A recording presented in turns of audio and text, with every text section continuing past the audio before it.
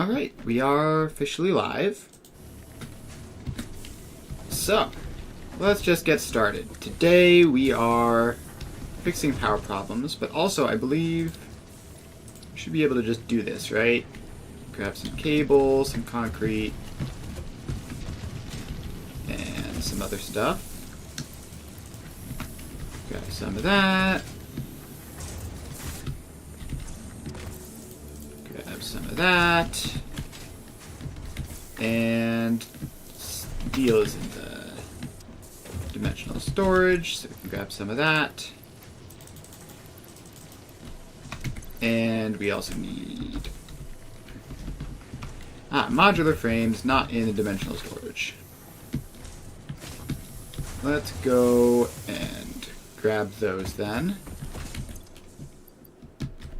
And hopefully just set up a dimensional storage for modular frames so that we don't have to head over here again.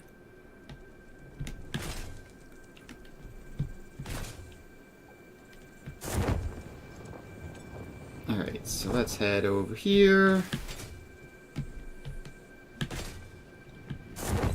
And see, everything looks like it's working properly. Check, that's 100%. That's 100%. Cool.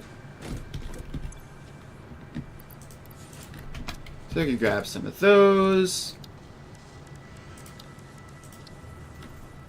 And I need to craft some sand fluctuators, as usual. So let's get those crafting. And just craft as many as we can for now. Probably going to need more later. Alright, and dimensional depot. Conveyor lift, and also we recently unlocked smart splitters. So let's upgrade that. Say left overflow, center any, and that means that we can turn that on. Cool. Alright, that's fixed. And I did grab some, right? Apparently not many, but that's what dimensional storage is for. Let's grab some more out of that and head back over to the hub. So we're going to unlock blueprints and then hopefully get a nice convenient coal power blueprint set up, because that is our main goal for today. Ooh, AM research finished. I started that just before the stream. So we'll investigate that, although I'm not expecting to find anything.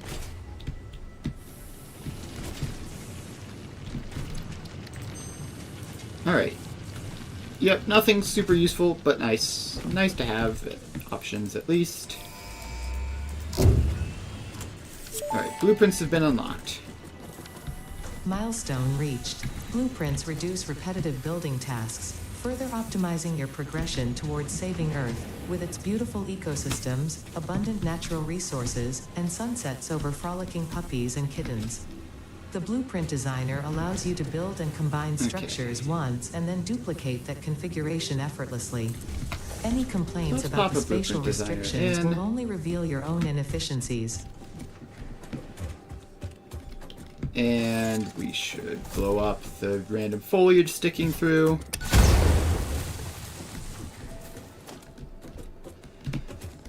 Alright, so now we get to set up a coal power situation here. So we want this to be as far back as possible, I think. So I can nudge it like that. Alright, that's probably as good as we can do. We're also going to need to add dimensional storage to more things, which is going to mean even more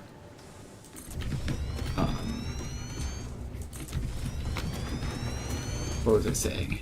We're gonna need even more rotors and more Mercer spheres to go with them.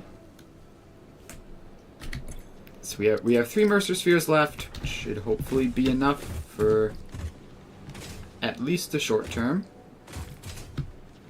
So this is reinforced iron plates. Let's craft some more fluctuators. And we need to get up to like 20 of these.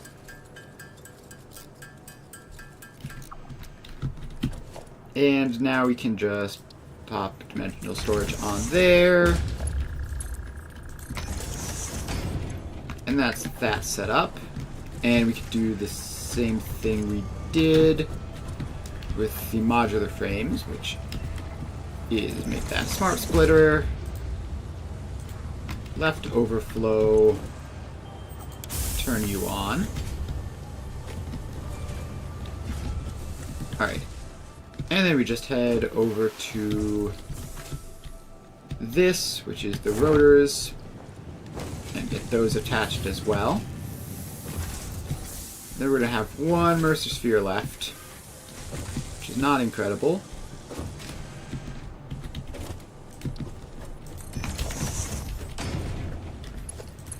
But at this point we have most things set up. And we're going to do the same thing here. Smart splitter, left overflow, that's turned on.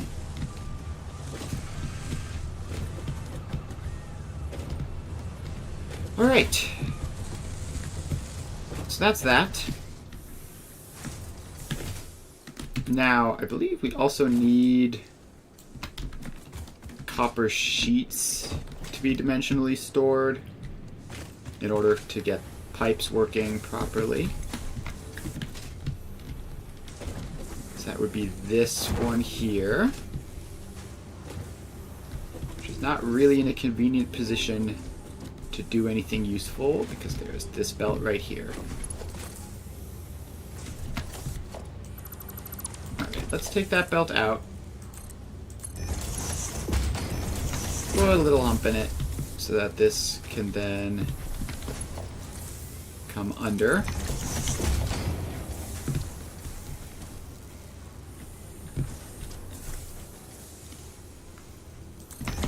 And let's see, that goes in there. And we need more fluctuators. So let's craft some of those. 6, 7, 8, 9, 10.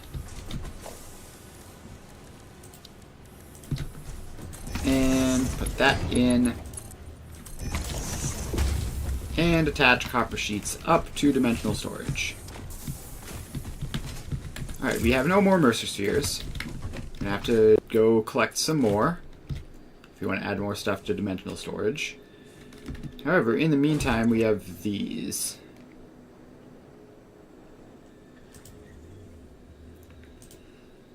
So that is 15 a minute, which means this whole thing is 45, which is kind of awkward to do properly.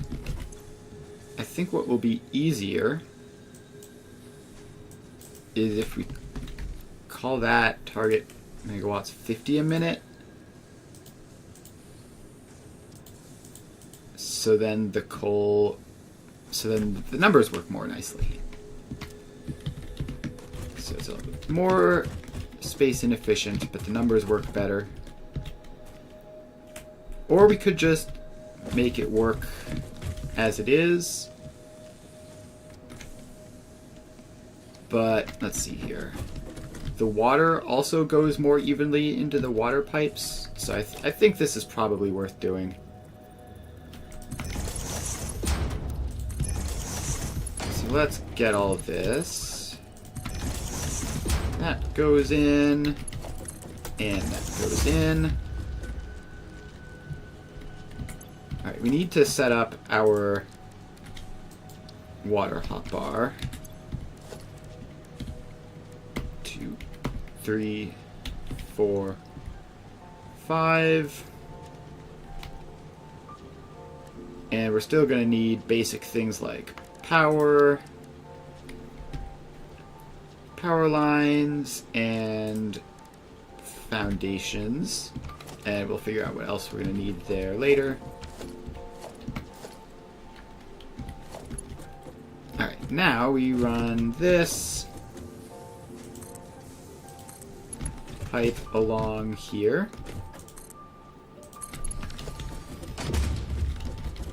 Like that.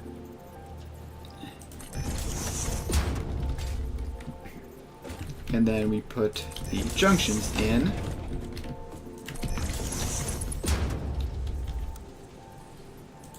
And connect them up.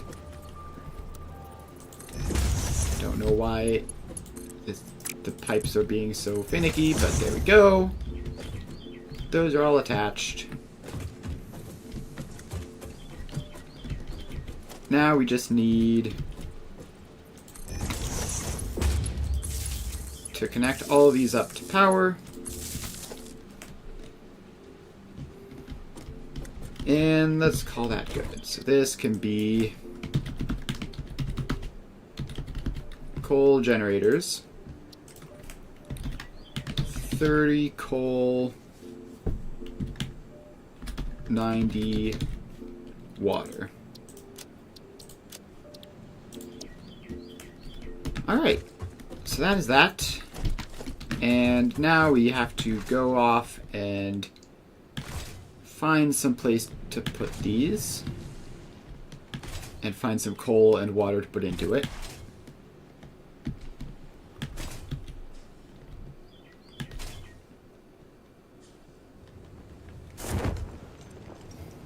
Alright, so here we are. This is where our coal power has been. We have a minor mark 1, which has not been overclocked. I believe this is another minor mark 1 that's not been overclocked. Good old impure nodes. And then we have this one, which is probably not doing anything fun. And then there's this one over here, which might be an actually competent node. Normal. Alright, so how much more power do I want to add? I think first off, let's clear off this space. So we can just do that. So if I simply max overclock this, that's 150.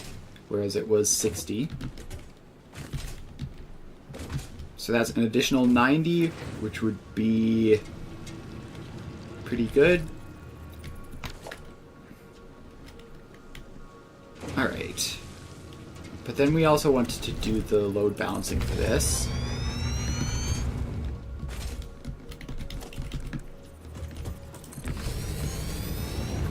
Which we can just do with speed regulation.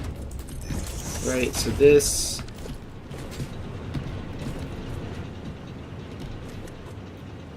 yeah, okay. So I think the way we're going to do this is we're going to have it priority to here, give it 60, and then split the remaining 90 over there.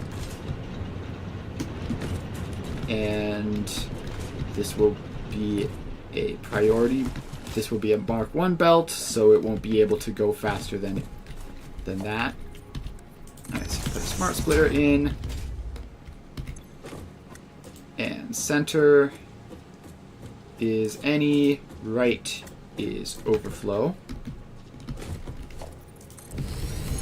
So we want everything past this to be Mark 1, just to make sure that nothing funny happens there.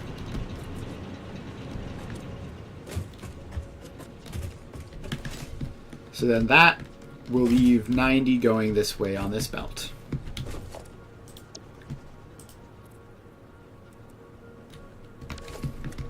And I'm going to need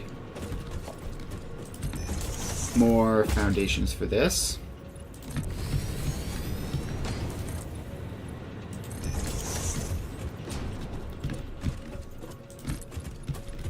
Alright, so let's just expand this out like this, then blow up the mushrooms that are in the way.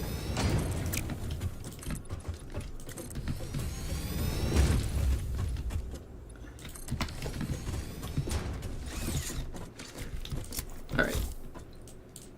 And explosive, and kaboom. Alright. So, let's put in this blueprint.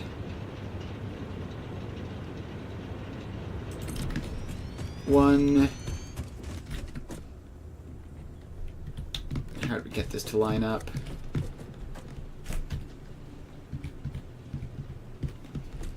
Alright, we can actually go default auto connect there, so the pipes just work.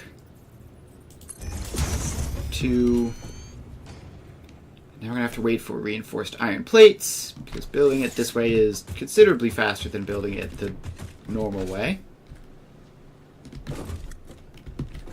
And in the meantime, we're going to have to do this. Although actually, if we just undo what I did there and just make these 15 a minute, then these 2 batches would be the 90 that we need. And it would also just be more space efficient and building material efficient. So I think we're going to do that, and we're just going to figure out how to get that all balanced away. But it shouldn't really be hard because we have exactly 90 coming in.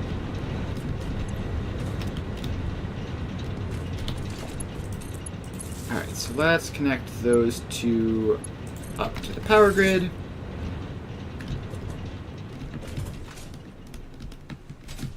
Alright, so we have 90 going this way, and we just need to split it into 2, 45 and 45.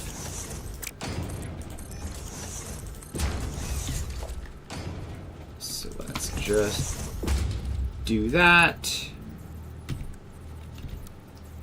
Straight belts are the worst. Alright, there we go.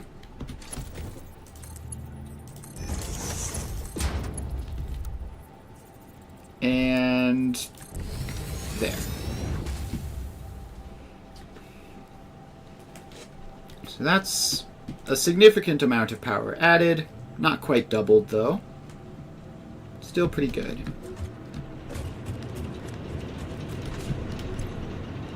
So let's check this out. Alright, looks like they're just very slow to move along the belts. Oh, I haven't put water in. That's why nothing's going to happen. Alright, so there are 6 of these, which are 45 each. 45 times 6 is 270. So that is 2 and a little bit water extractors. Fortunately, less than a single pipe.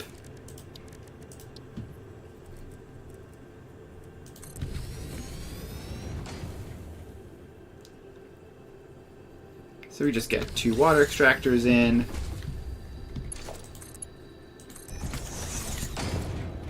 And we are going to merge them together. And let's just attach the pipe up there.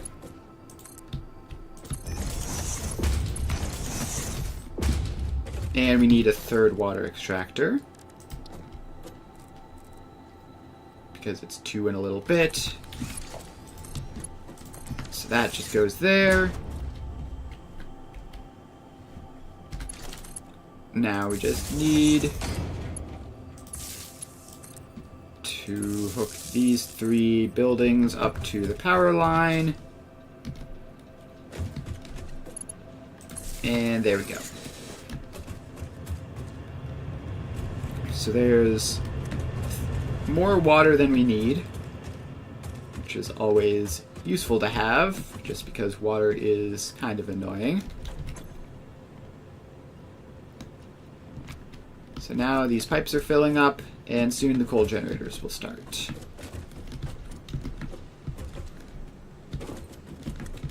In the meantime, these should all have a good buffer. Alright. Those additional water extractors are consuming additional power, which should be fine as long as these turn on soon. And of course, the water is going to manifold because water manifolds. Alright, production has officially spiked, and we are now in the clear. We no longer have the need to be burning biomass. The coal generators just handle it. Oh, maybe. They're being all coal generators about it, which is to be expected, honestly.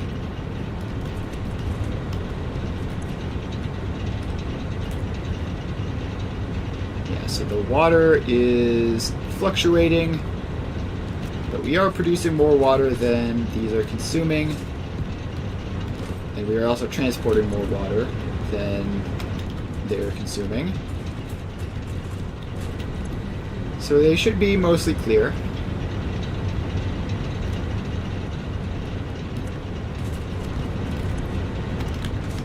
Let's just see if this one is filling up with water. It is. Ah, manifolds. How I dislike manifolds.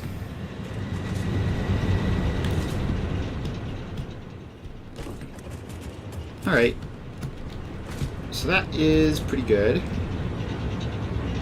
And should be stabilizing out right about now. So I think we probably want more than just this. So that's like a decent amount of additional power, but we're still not like that comfortably above everything. Like, max consumption is not that high. It's like in the same ballpark, which I really don't like. So what I think I'm going to do is these two are giving 30 each. So if I just max overclock you, now you're outputting 60.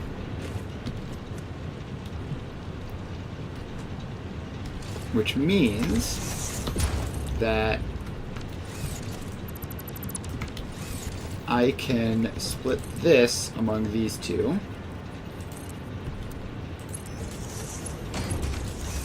And save that one entirely, and then use it for another 4 generators elsewhere.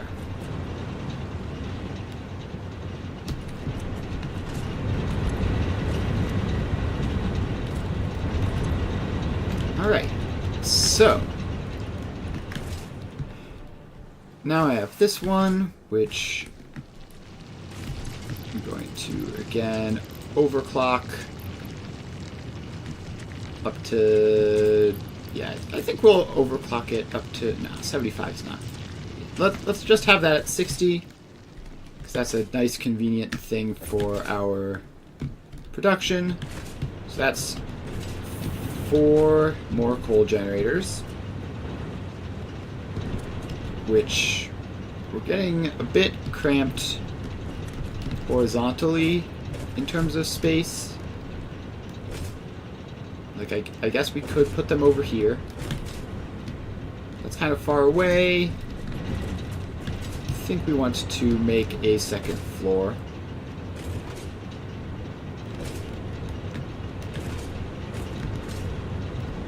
So let's do that. Let's make a second floor.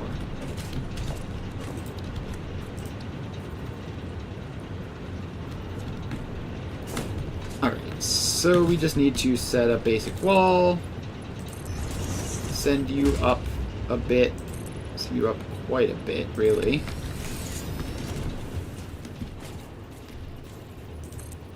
Then ladder that up.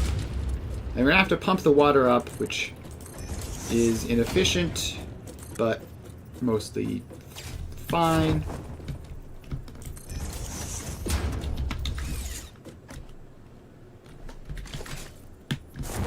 Alright, so now we're up here.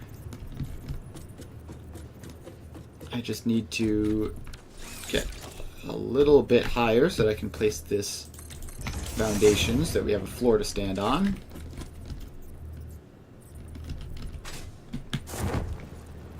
Alright, looks like we have to do it from this side.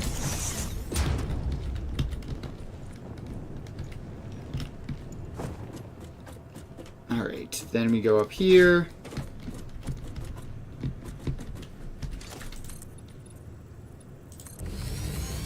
And we just have to expand this out to be a nice, convenient floor to stand on.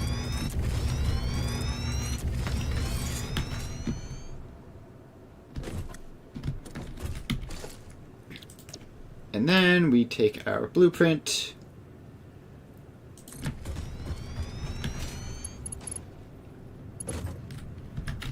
We're going to place 2 of them down.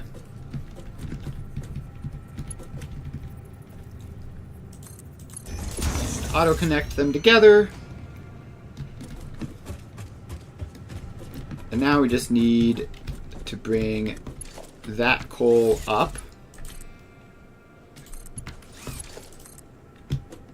Which we can simply do like that.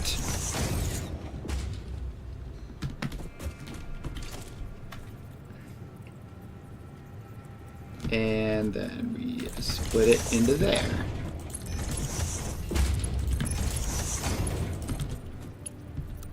Alright, that's that. We need to attach the power, which we can just do like that. Now we just need to get the water up here, which is definitely the fun part. So what we need is another wall like there. And we need that wall to go down to the floor. And we're going to need a ladder on it just so that we can go up. And then we're going to need... How much water? I wrote that down, right? 90 water per blueprint. We have 2. So that's 2 water extractors with, again, some left over.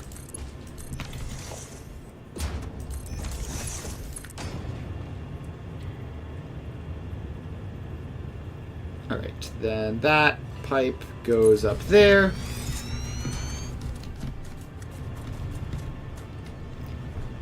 And someone find me a power pole. There you go. So we connect those up to the power. And now we need to pipeline pump this up. Which basically we just go like that. And power that one up. Power that one up.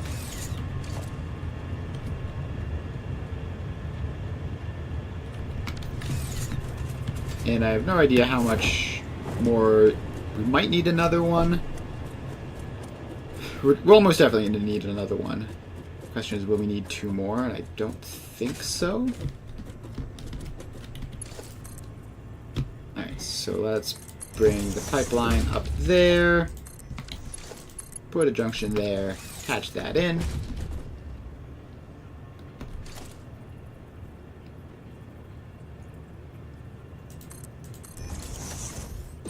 Alright, then we just need to power that one up.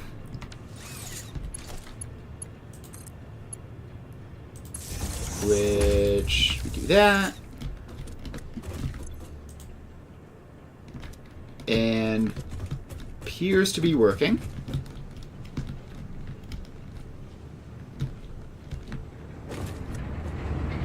Alright, and there they go, starting up.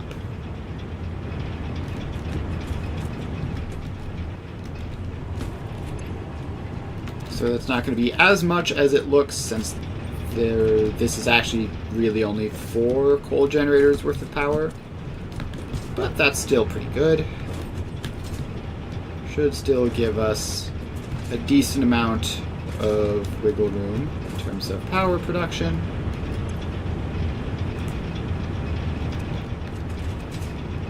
Yeah, it looks like the water is going pretty fast.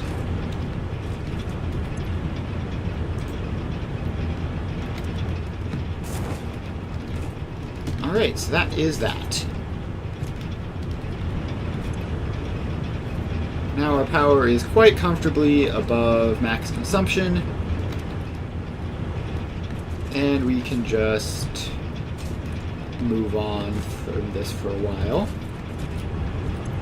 And of course, actual consumption is even lower than that. That should be pretty much... hopefully this should buy us all of the time up to oil. Alright, power done. Now we can move on.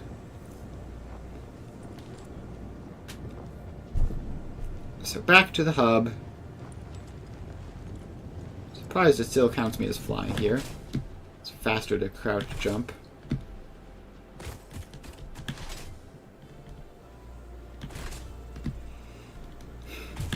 Alright, so let's get all the way back to the hub and see what we need next.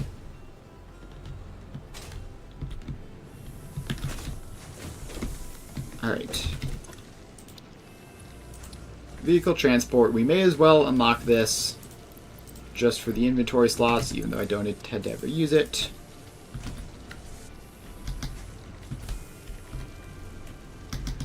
My typing skills are not great today.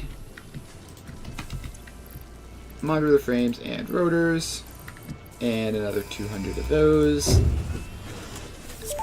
Alright, that's vehicular transport unlocked. Milestone reached. Tractors permit pioneers to move around the world in a manner similar to using legs, except with wheels and the rampant consumption of natural resources.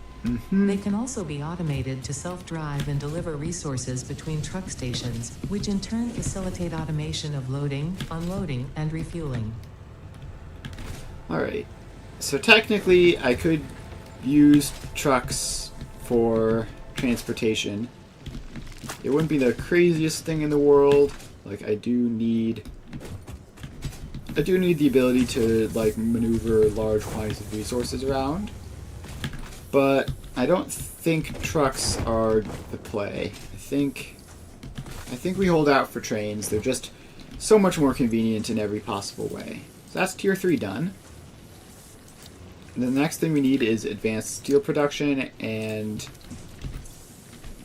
what were the other milestones? Power infrastructure, don't really need that. Hypertubes, don't really need that.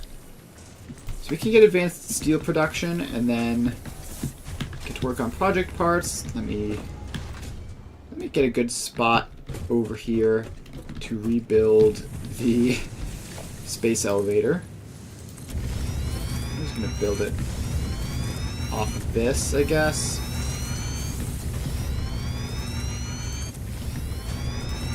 Don't know how much space I need. Pretty sure it's a lot. No, not the hub. Space elevator. And I need a lot of resources, of course. So let's find some place with a bunch of wire.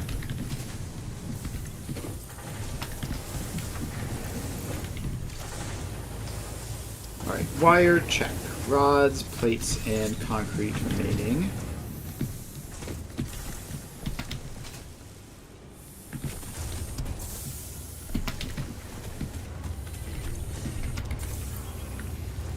Alright, concrete is struggling, unfortunately.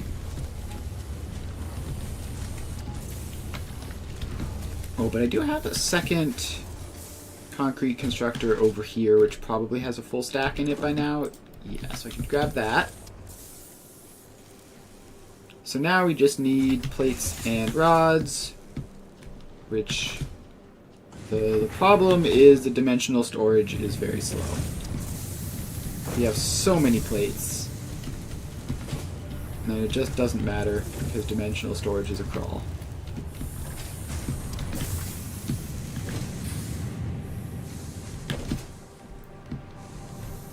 Alright. Rods. Where is my ridiculous little rod production thing? It's somewhere over here. There it is. I can see the dimensional storage on it. Alright, now we should be able to replace the space elevator.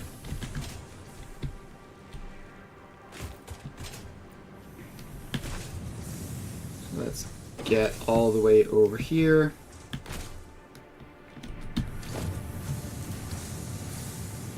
And space elevator. Pop that in, and it's back. Alright, so I believe we have the smart plating. So we have smart plating and flexible frameworks unlocked. We need to unlock the automated wiring.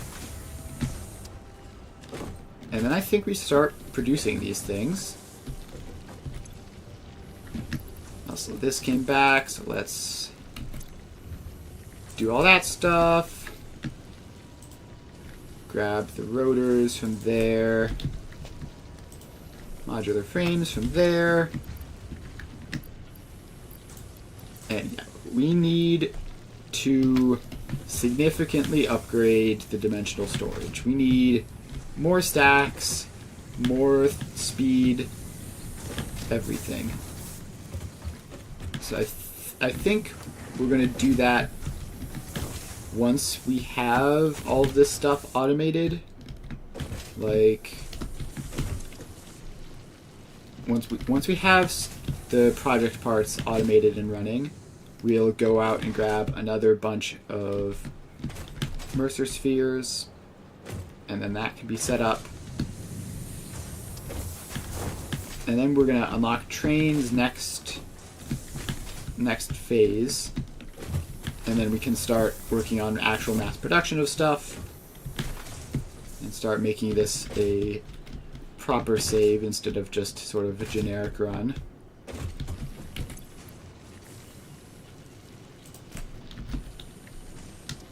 So modular frames are good. Rotors aren't, but they're also quite close, so let's just head over and grab some.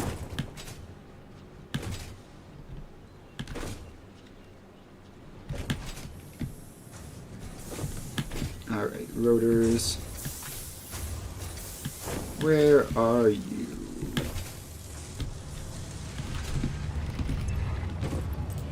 Grab 100 of those, and head on back.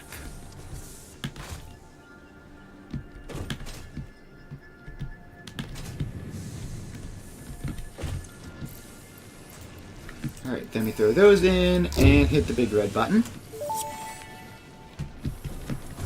Milestone reached. The Miner Mark II Alright. allows extraction of resources from nature to fix it at twice the speed of the Mark I model. Miner Mark II Miners is can be pretty directly great. upgraded to Mark II without removing the Mark I model, just like conveyor belts and other upgradable So infrastructure. I assume the Miner Mark II Unfortunately, requires setting up the production of advanced encased steel industrial parts and beams. project part Yep. number 3, automated wiring, will not be as easy. Every moment you delay reduces the chances of saving humanity. I will not show you the predictions, it would only demotivate you. Thank you, Ada. I'm glad you're confident in me. Alright, so automated wiring is stators and cables. And versatile frameworks are modular frames and steel beams. So that is going to be some fun putting those together. And I think we were going to want encased industrial beams, which is just concrete and steel beams. And we're going to want those for minor Mark IIs to get us the resources needed to do all this crazy stuff.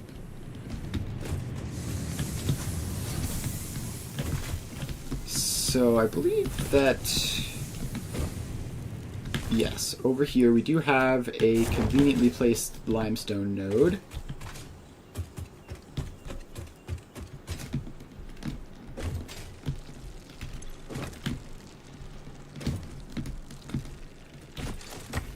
So let's start mining this.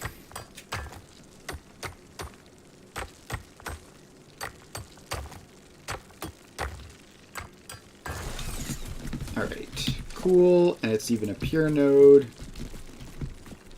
And I'll put a minor Mark II on it because I have some encased industrial beams from crash sites. Alright, so then that gets powered up. And give me limestone. Actually, I want to test. Can we put the miner on it like here? No, that's too high up. Okay, I know you can do something like that.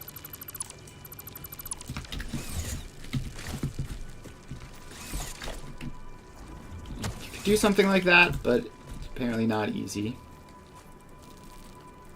So let's just put the miner in like that, facing that way.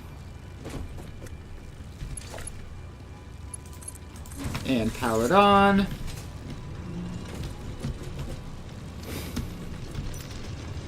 And what did I just hit? Alright, encased industrial beams. Yeah, we're not going to be getting a whole lot of them. But hopefully we'll be enough to just get started. So first we have a constructor making concrete.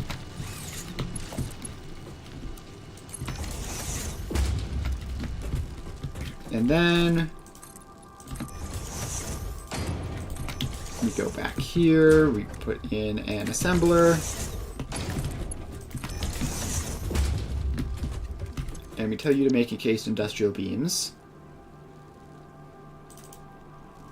And let's see here. How many do I want to make? How about 3.333? Because that will use 10 steel beams a minute, which will leave me with 5, which seems reasonable.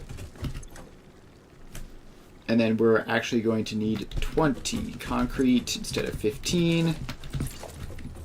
So let's get another one of you in. Set you to 10 each.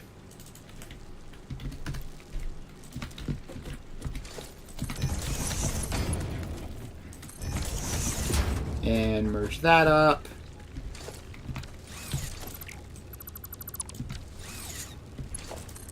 Alright, then that needs to not be curve mode. Because curve mode just can't have things snapped onto it. So we have that. Then we upgrade you.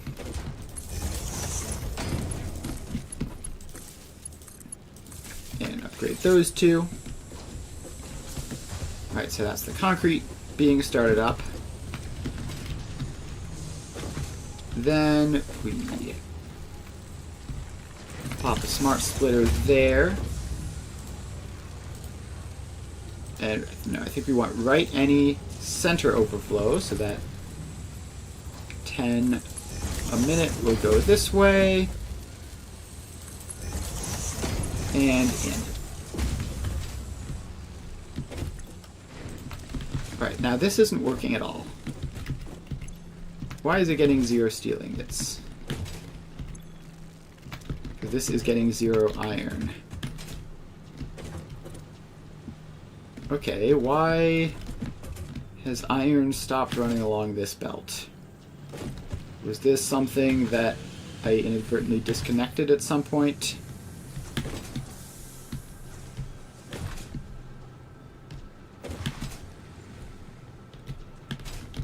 Yes, it was. This was definitely something which was at one point connected, which is no longer.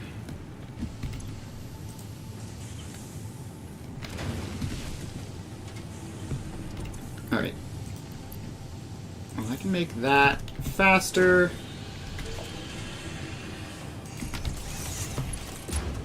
Pop a splitter in there. And make it faster.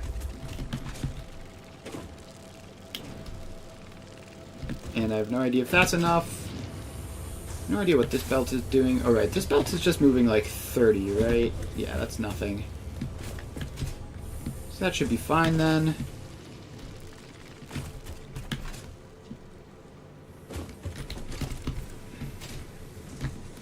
And I think I want this to be a Mark III belt, not for any long-term purposes, but just so that this gets booted up faster.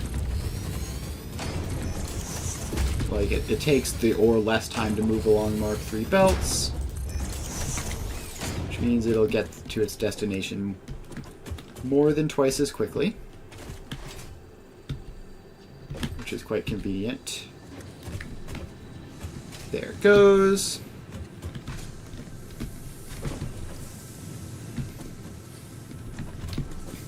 So yeah, that should fix that.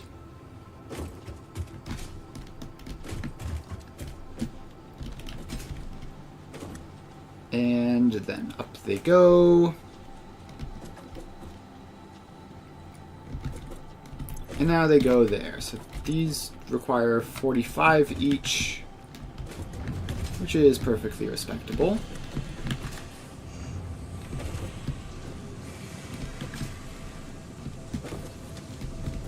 So that'll get started. And I don't have any dimensional storage for the encased industrial beams. But that's fine because, like, what, they're only going to be used in like the one building and for future unlocks, I guess. Alright, so we have that. Now the next thing we need to worry about is the project parts. The project parts. Head back here. Neither of these are necessary or even especially useful for anything that I'm doing, so I'm just gonna skip them and come back later. And instead, we need to work on automated wiring. And actually, where was the versatile framework? It's all the way back there. Alright, so we are going to build these project parts according to our goals of 10 final buildings per thing. So 10 buildings. That's a lot of buildings. Actually, have I unlocked signs? I need to go to a sink to grab coupons so that I can purchase the ability to have signs to write down notes. So let's go over and do that. 21 coupons should be a good amount for the purchases I'm about to do.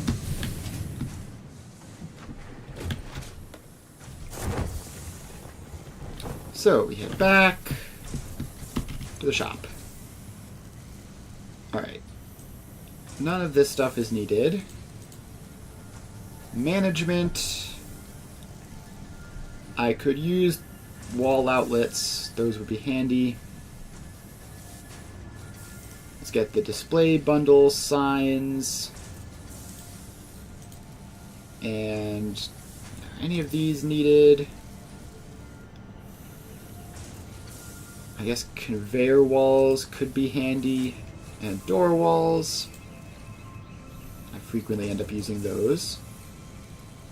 None of that should be needed. Well, I don't have a coffee cup yet, right? Let's buy a coffee cup.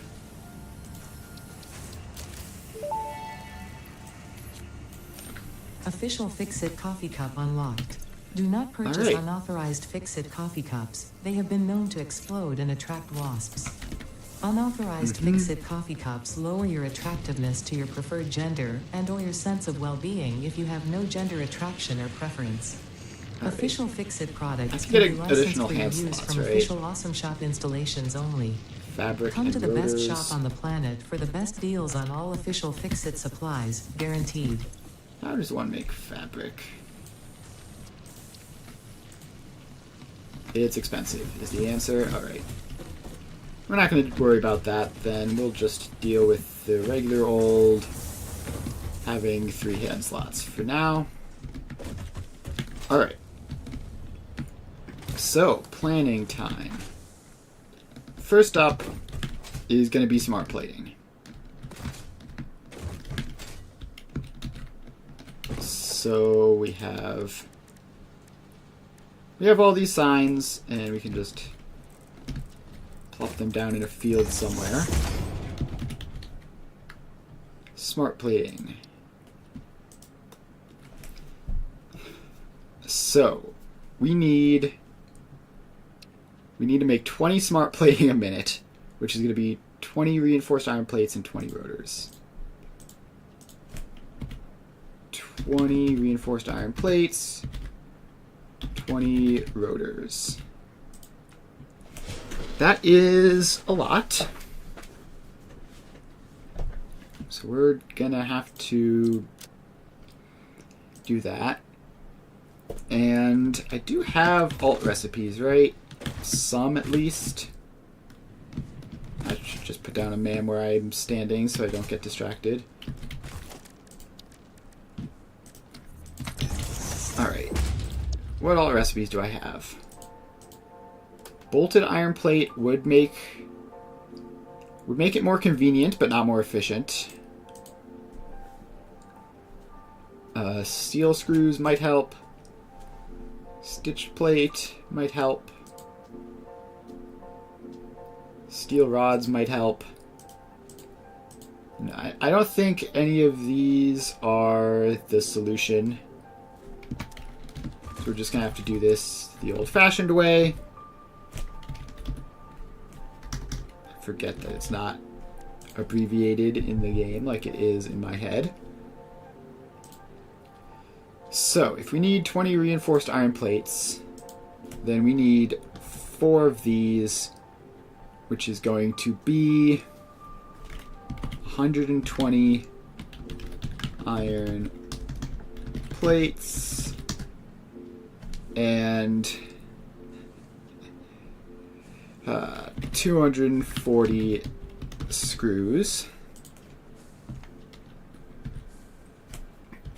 And then on the rotor side of things, we're going to need 5 of these, which is going to be 100 rods, 500 screws. Yikes. So, definitely going to want the steel screws. We're not making 740 screws the old-fashioned way, that is for sure. Or maybe steel rods more efficient, but hard to say. It's hard to say if steel screws or steel rods into regular screws is more efficient. I should do the math because it probably matters a lot. So this is 1 ingot to 4 rods. All right, so let's call this the screws. So steel screws alt is steel screws alt, because it's simpler, is 1 beam to 52 screws. 1 beam to 52 screws. And a beam is 4 steel to 1 beam. 4 steel to 1 beam, which means it is 52 divided by 4, just checking, is 13 screws per ingot. Per ingot. I'll just clarify that as steel ingot.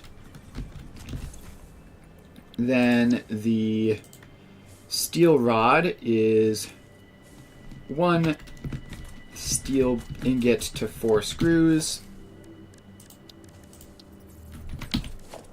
Give me a display sign. So that is, let's call that rod alt.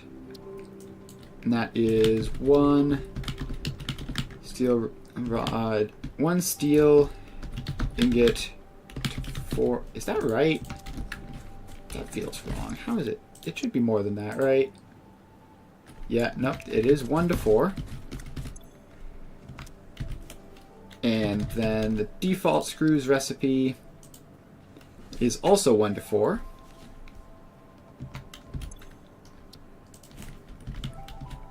4 rods to 16 screws is 1 steel ingot to 16 screws. Steel rod alt. So that's obviously more efficient.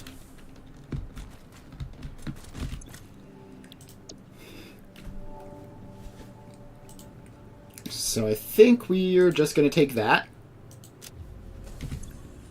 and re-roll this, I guess. See if we get anything better. We don't. So stitch iron plates would help maybe, but probably not. Let's re-roll this. Basic iron ingot, not terrible. Wet concrete or automated miner. Alright, we re-roll that and we just get those again. These are both kind of bad. Automated speed wiring might be important in the future, but probably not relevant now. Alright, so we're going with the steel rod alt. So we need a total of 740 screws divided by 16 is 46.25 steel ingots for screws.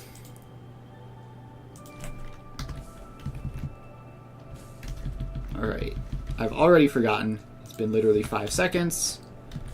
46.25. 46.25 steel ingots for screws, which is, I believe, just barely more than 1 of these. Unfortunate, but it is what it is. Alright, so that's that, and I guess I should technically check the basic iron rods recipe is 1 to 1. Yeah, it's nowhere near as good. Definitely not doing that.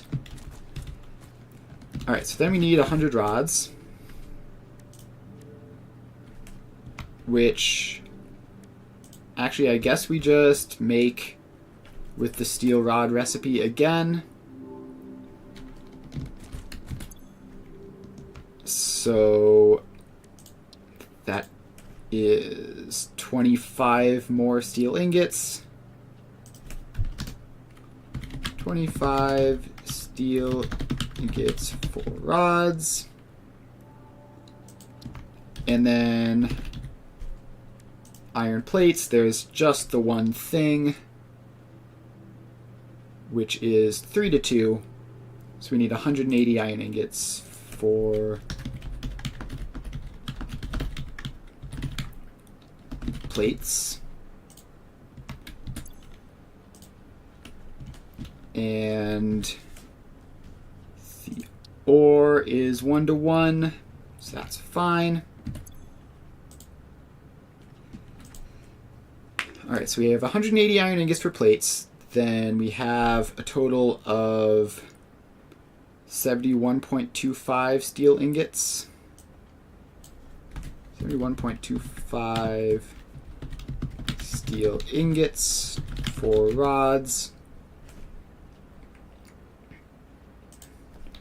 Alright, this is honestly quite manageable. Like, this isn't that bad. We can do this. It's going to be a bit of a pain, but should be doable. Now, it would be great if I could get the alt recipe for the foundry alt recipe that makes steel production more efficient, since we're doing quite a lot of that, or an alt recipe that makes plates better. So I actually think this is a good time to pull up the interactive map and start looking for hard drives. So let's just run around, grab a bunch of hard drives so that we can make this more efficient. Alright, there are a couple due south. Makes sense, I haven't really gone that way much. And should be relatively easy to grab as well. And I should keep an eye out for Mercer Spheres while I'm on it, because I need a lot more of those as well. Hopefully this won't be a long hard drive hunting expedition. Hopefully I will just get lucky and find them immediately.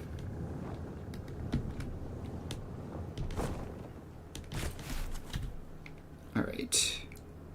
The hard drive should be right around here. Is it underground or something?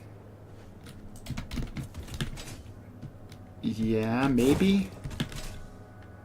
Or it might be in this.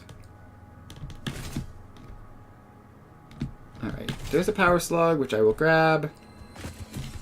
And a suspicious cave, which I will enter.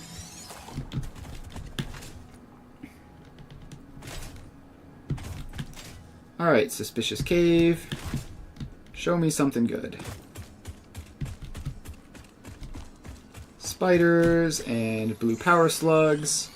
I need to grab these because I'm not super comfortable in my amount of power shards, especially since I'm expecting to do a lot of overclocking miners in this particular run.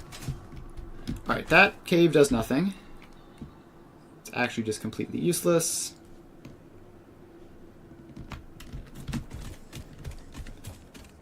So let's... Okay, apparently there's a Mercer Sphere close this way, which I will grab.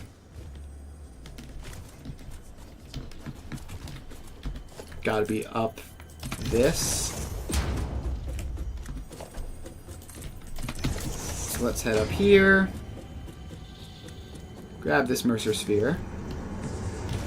I really need to be focusing on hard drives though right now.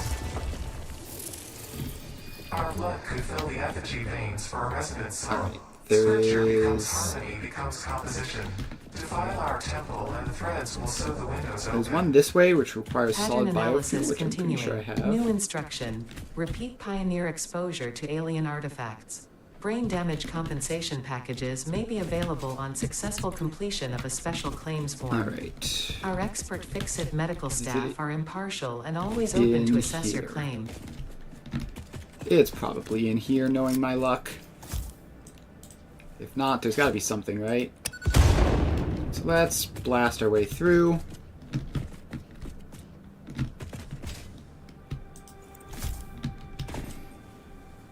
And through there. And through there. Alright, I'm actually not seeing... Okay, I'm not seeing a hard drive in here. So we're just gonna ignore and go up. Up we go.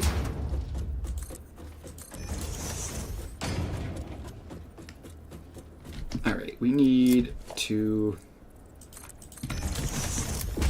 get a little bit to the side so that we can go around this cliff face. And this really does just go up and up, huh? Alright. Up we go. Alright, I see the hard drive. Now we can get this one scanning. Yeah, I'm really not used to just not having the basic alt recipes. I'm used to looking for like weird stuff, but just being completely handicapped in my ability to like make steel, for example, is very annoying. Alright, so now we're here. We can grab a hard drive and start scanning. Now I really want to just grab those couple that are up closer. I should grab these rods since I frequently run low on rods due to building ladders, because the dimensional storage is not good enough to keep up with that yet.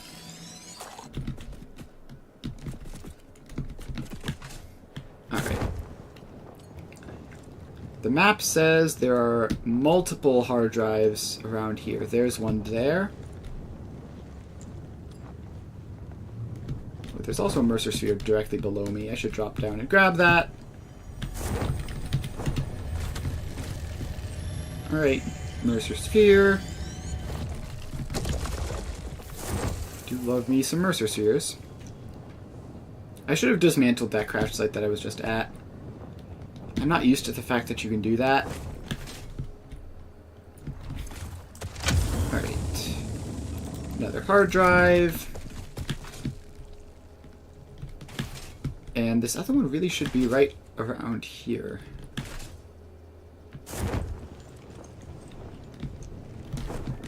It's not going to be up there, I don't think. Oh, I should have dismantled that hard drive too. I really need to remember this. I was talking about it literally right before going there, and then I instantly forgot.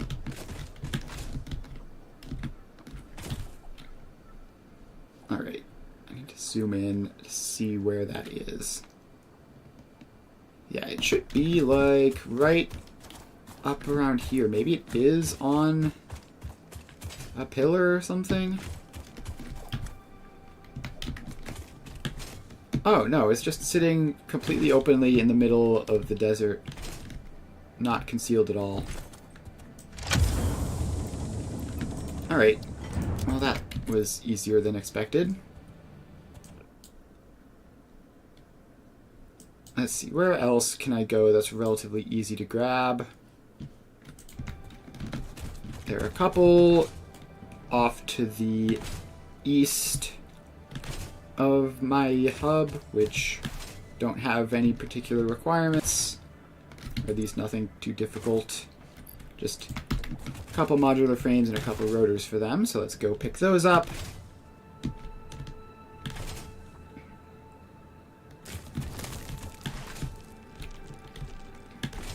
And then once we have those, we can hopefully start scanning things to see like what alt recipes we have access to now that we didn't before.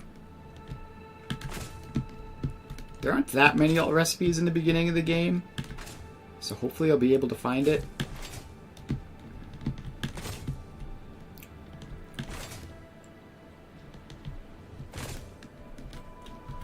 Alright. Should be one coming up around here. And then the other one's going to be up on top of that giant cliff, probably. But this one should be right in this vicinity. Maybe it's up here? No. Ah, yes, it's just off of this cliff. Alright, so we can grab that with some modular frames.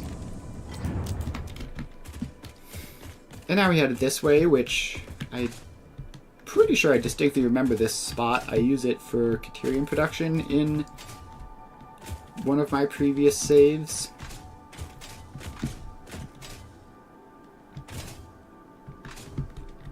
Alright. But the hard drive itself is going to be on top of this whole cave, isn't it? So let's get over here, not directly under it, and start climbing up. I'm going to have to gain a lot of height to do this.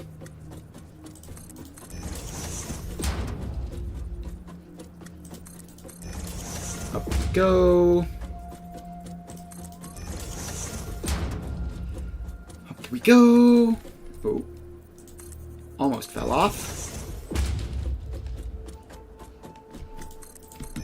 Alright, keep on climbing. It might be on that ledge right there, but it also might not be. It isn't. Might be on the next ledge up. I hope this ladder... we have enough rods. We shouldn't run out of rods for one singular ladder, but it could happen. Where are we? We're there. Alright, so yeah, we have to get up to, like, that ledge there, which... I mean, we should be right about staring at it. Keep on going up, I guess. Yeah, it should be around here. It's not on the highest peak. Ah, yes, I see it. It's in that pile of rocks, probably. Let's gain a bit more height, and I don't know why my thing is not working, but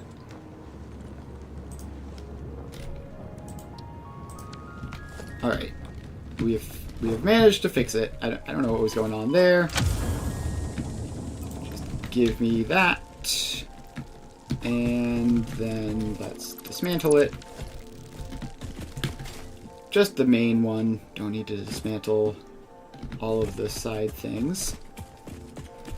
Alright, so we have all those.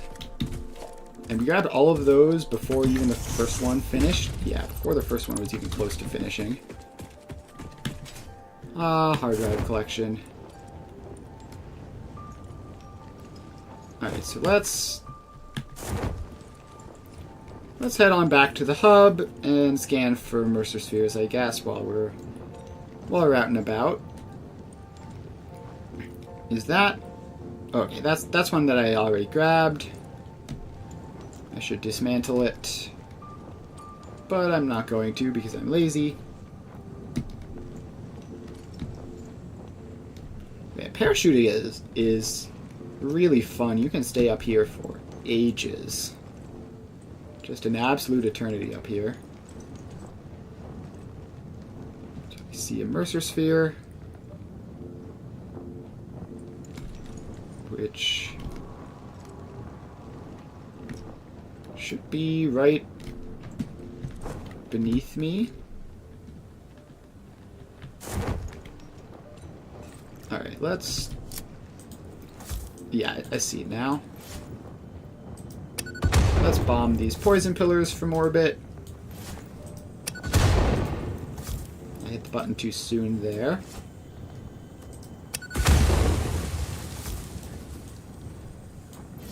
And we get that one. And we get that one. And then we can land and grab the Mercer Sphere. When will you land? So we have 3 spheres at the moment. I want another 1 or 2 Through the windows, and they're all the same.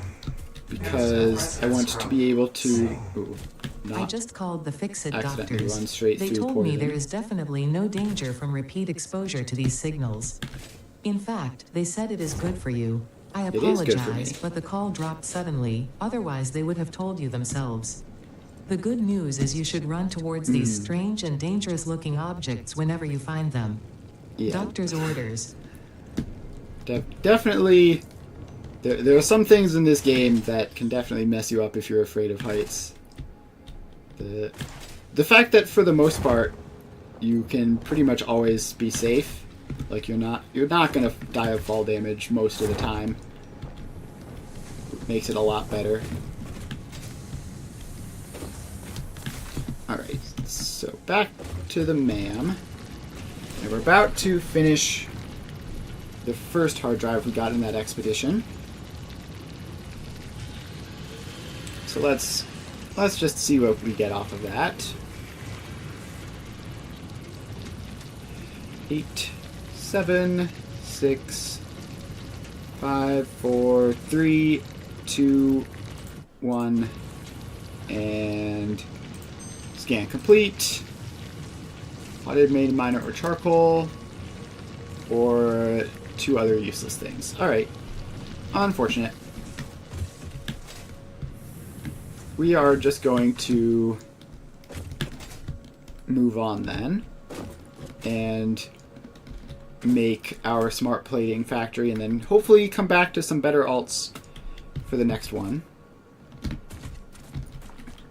So we need 71.25 steel ingots and 180 iron ingots. So 180 plus 71.25.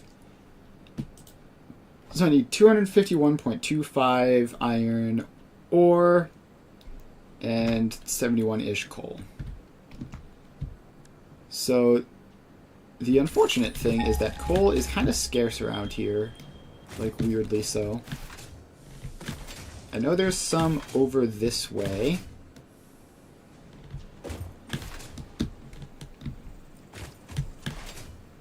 And I've also used a lot of the iron in the area, which isn't great.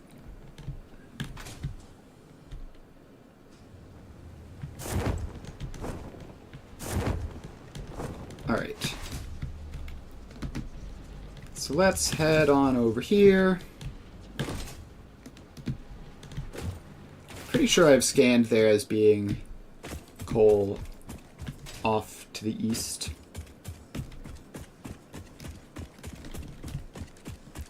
Let's do another coal scan. Those are all the ones that I've used for my coal power and steel production. Alright, I don't know what's going on here, but let's clear those things out, maybe. Yeah, there's a big patch of coal along that whole thing. And I think there's also iron over there as well. I'll get over there and see. For now, let's blow up. Oh, didn't throw that one far enough.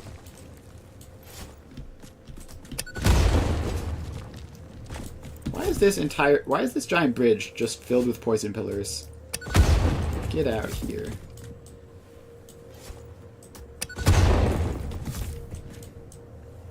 And just keep on taking these down.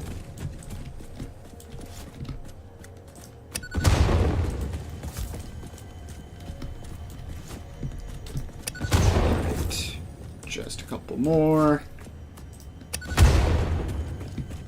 Alright, we are mostly across the bridge. We need to resupply on explosives from the dimensional storage, which won't be a problem.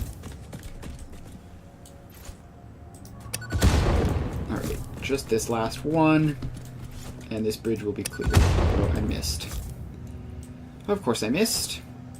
There we go. Grab another stack of those.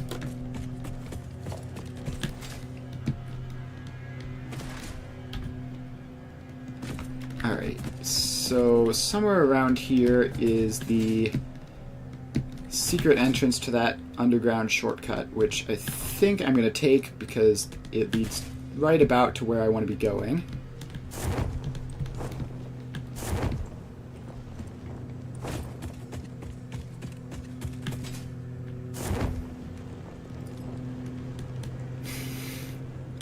Alright, so let's just get into this and sneak under that conveyor belt, and now we can just run along here and be nice and uninterrupted through to the other side.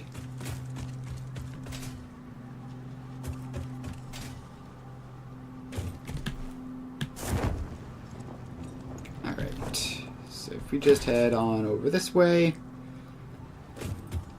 eventually we'll come across a junction which will take us to the shortcut. I don't really know if it's fair to call it a shortcut. Like, obviously we're heading the same amount of distance, but it's underground and relatively flat and even, which makes it more convenient to walk down this way. Okay, actually I do need to bring power with me through the shortcut. So let's grab you and start dragging this power pole over.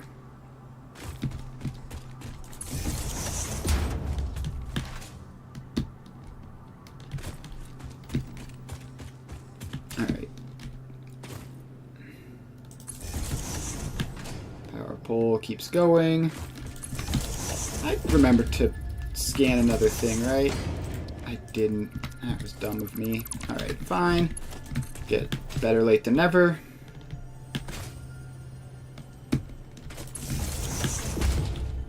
And we keep on going.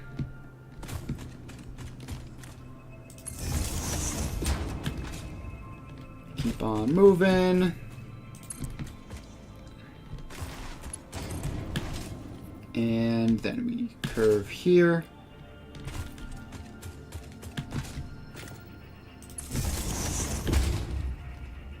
Alright, and now we are out this side.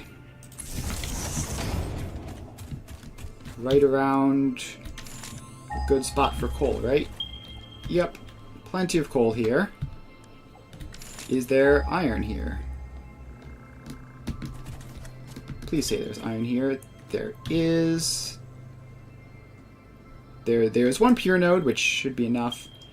Also, there's a massive amount over there if I need it. And there's also, I see copper. Pretty sure I remember there being limestone just over that way. Yep. Like I've said, I've used this spot before. Alright. So, let's start getting all this set up. First we need an equipment workshop to make a whole bunch of portable miners. Then we need to get some of this garbage out of our inventory, because we actually do need our inventory.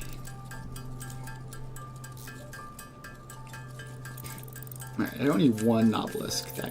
That's unnecessary. Case industrial beams are kind of hard to come by, actually. Alright, having 10 of those should be good for now. So, Miner Mark II. Where's our power poles? They're all the way up there. Alright, let's bring the power pole over here. Alright, so that is enough coal for this whole thing. Then we have that iron node. Where was it? Over this way.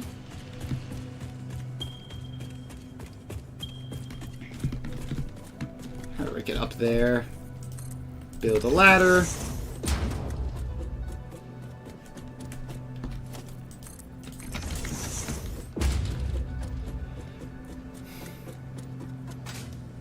Alright, so now we're up here. And we have to get the random junk off of the top of this. And put that in. So, 240 is not quite enough. I think. Hang on, how much was this? 180. Yeah, 251.25 is how much we need. Let's just leave that at 270.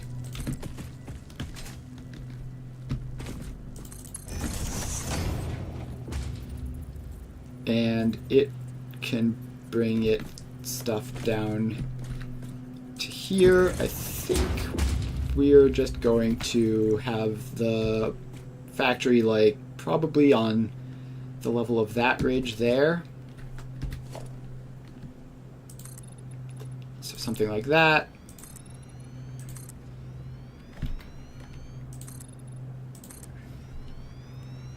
And we're gonna have to get all of these resources onto that. Why are they not lined up properly? Why did that one go on top? Get rid of all of that.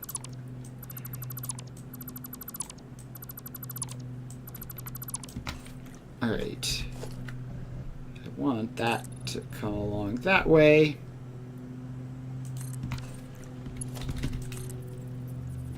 And then for this belt to go on to the foundation there.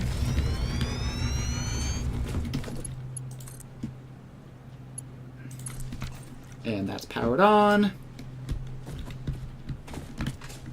Alright, so we're going to need to, just for the sake of neatness, carve those foundations out.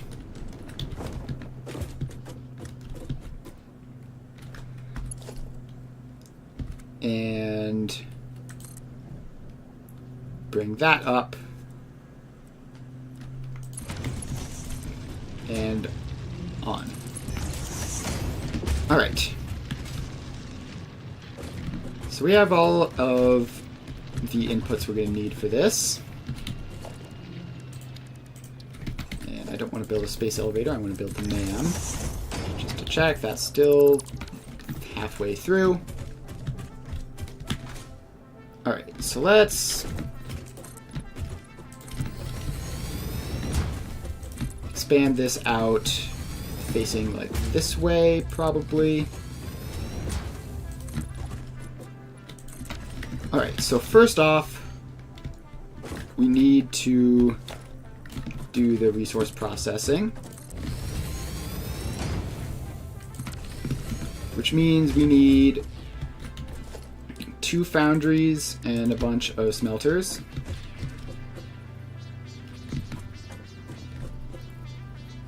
Alright, so that can be foundry.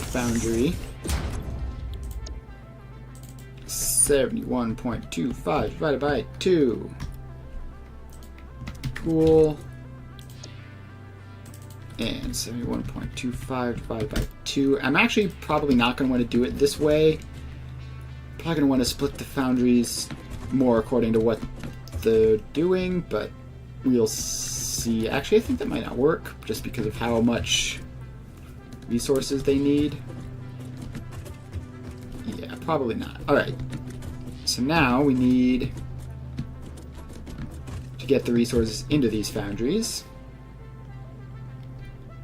And why do I not have floor hole? Why do I have wall hole but not floor hole? There. So you can be that.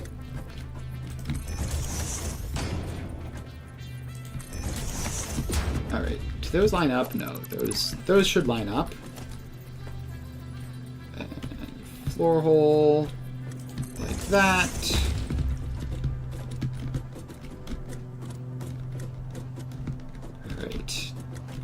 so now those line up.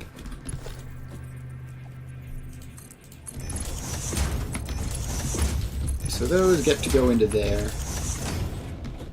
And those will be the coal, because the coal is only used for the one thing. So actually we don't need all of that.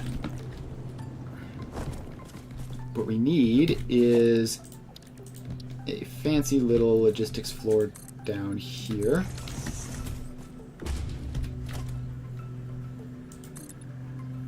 Alright, and then I'm going to have to move that one power pole because it's in the way. Let's see, what are you connected to? Just that, obviously. Alright, so you get your power pole out there instead. And you get attached up again.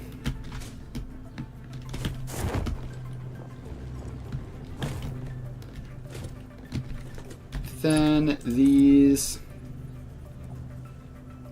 will come down like this.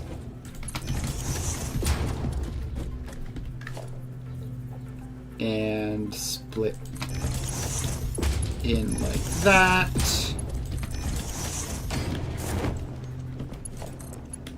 Then I just need that to loop around into there. And I think that has to be Mark II. Alright. So that's that.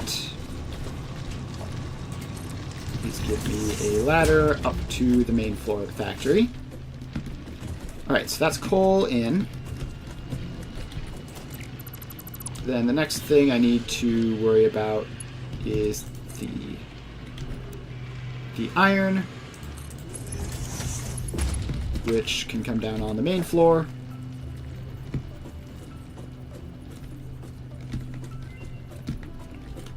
Oh, we got the man research. Please give me something good. Copper rotor or steeled frame, no good. Rescan, still nothing useful. Shame. Oh well. Can't always win. What? No, I didn't want to downgrade that.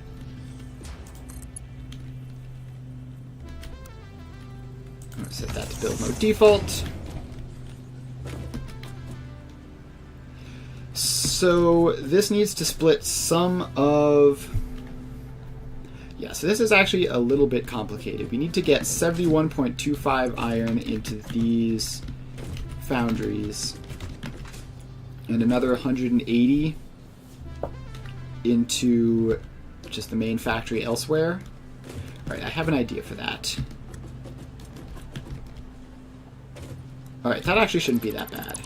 The fact that it's specifically 180 and not any other number makes it quite convenient. So, this is a smart splitter. And coming out of it, we get a Mark I belt and a Mark II belt. And so we say left any, center any, right overflow. So that will get 120, that'll get 60, add them up, that's 180. And then this will get the remains, which will go into this.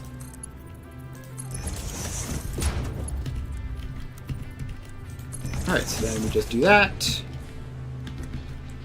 Alright, steel check. Next up, let's deal with this 180 real quick. How much does a single machine make? Iron plates. Alright, so we need 6 iron plates, right? Because 30 times 6 is 180. That's how many we're using. Which is a pretty easy split. So let's just get the space over here for that.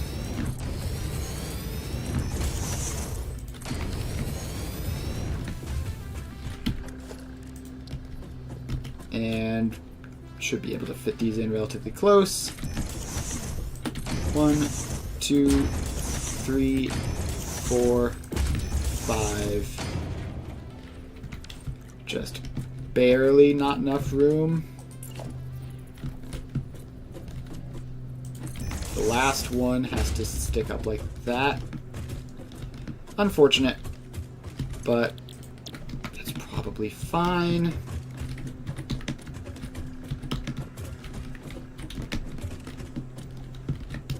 Alright. So, we have this. We're just going to merge these two up so we don't have to deal with them being weird and different.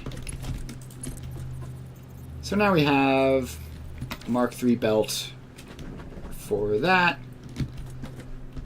We just need to get these split in properly, so we just go like that and like that.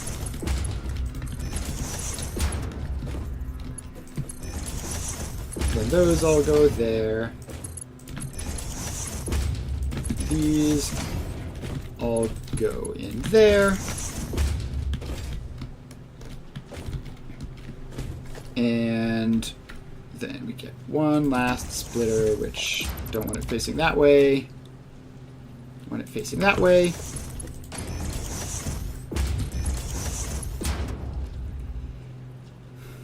Alright, so then those need to be Mark II belts because they're moving 90 each. And those need to be Mark I belts because they're moving 30 each. Alright. So far, so good. That is the steel done, and the iron plates. Wait, no. I'm dumb. Because this is ore, which is what we need for this steel. But for the plates, we need smelters, which is going to mean it fits. So that's nice. Smelters are smaller. Does mean we have to tear this whole situation out. Alright. Smelter.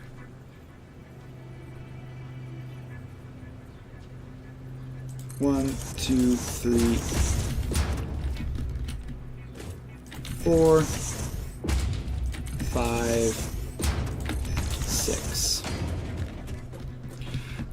Okay, wait. Actually, no. I actually do want them to be spaced out as if they were constructors, because ultimately all these smelters are going to feed directly into a constructor. Lots of tearing things out and putting them back in again. That's the fun of doing fancy designs. So you have to actually think about what you're doing. Alright. So let's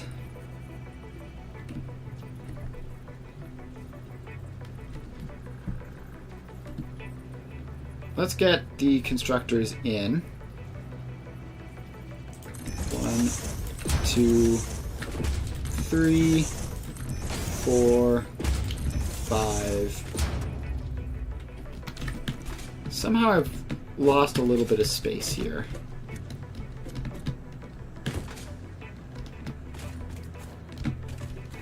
Okay, I think I just want this to be slightly further back.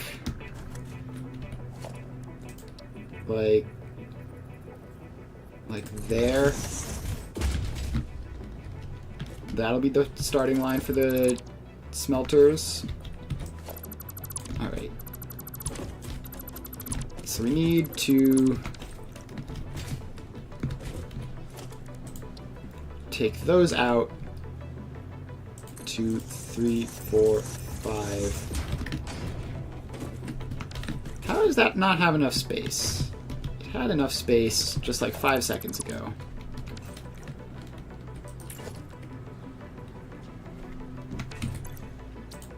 Also, apparently I've clogged up my inventory and made a dismantle crate. So let's fix that. All this picking stuff up and putting it away has caused some problems. Alright. So, we have that. 1, 2, 3, 4, 5.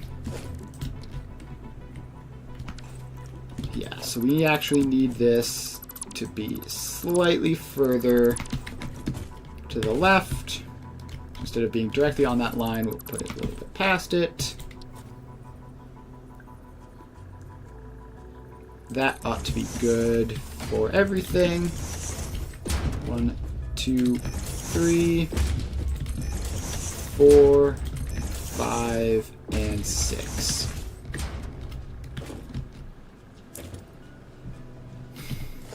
Alright. Now, can the smelters just fit into this? Like, if we just pop you up there, does that even work? It does. Alright. Let's do that.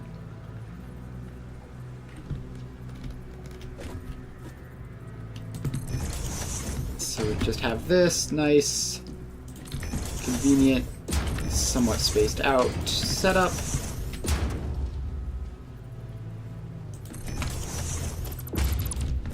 And then we just have to rework these a little bit so that they all line up.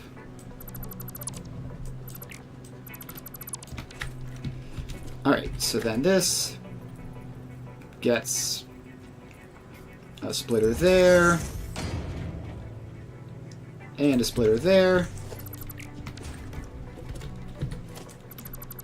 This then needs to move ever so slightly further down so that that's all lined up. That goes in there. That goes in there. That goes out there. We got another man research, which threatens to undo all of this work. Still nothing useful. Alright. Well, making some progress anyway. Alright, so we have all this set up. Now we have to actually check if...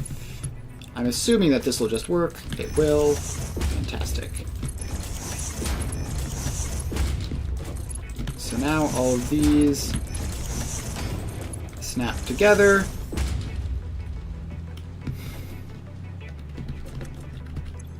And alright, so these now make iron ingots.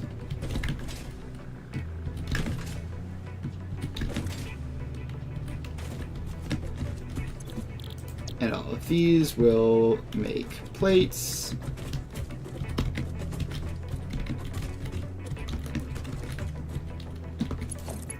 Alright, then we just have to get belts along all of these lines.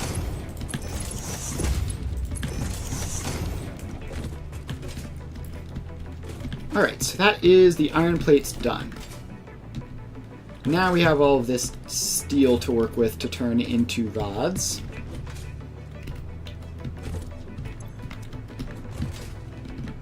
So, we have 71.25 steel ingots, which I believe will just be alternate steel rods. Alright. How does this work? That's 12. So, 71.25 divided by 12 is 5.93 constructors.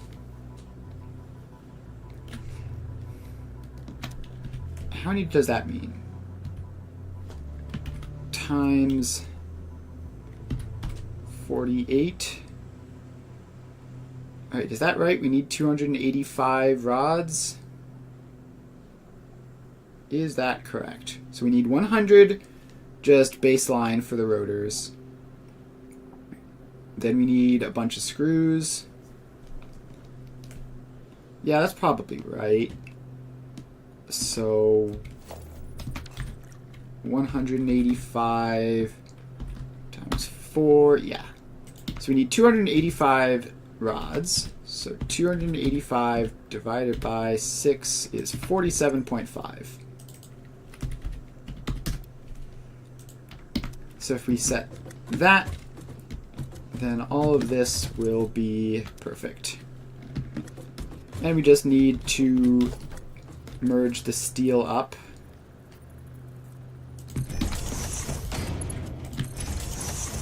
So we merge the steel up into one belt, divide that belt into a batch of 6,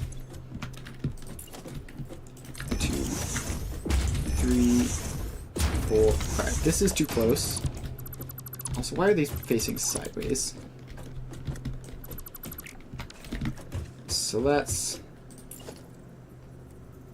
just move you back a little ways. 1, 2, 3, 4, 5, 6. And then we do the splitters in. So that gets splittered there for those 3. That gets a splitter there for those 3.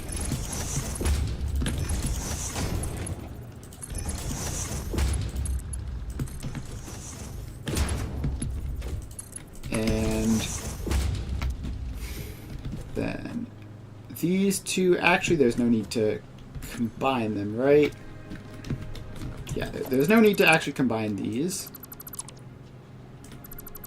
We can just take this, pop it directly into there, take that, pop it directly into there.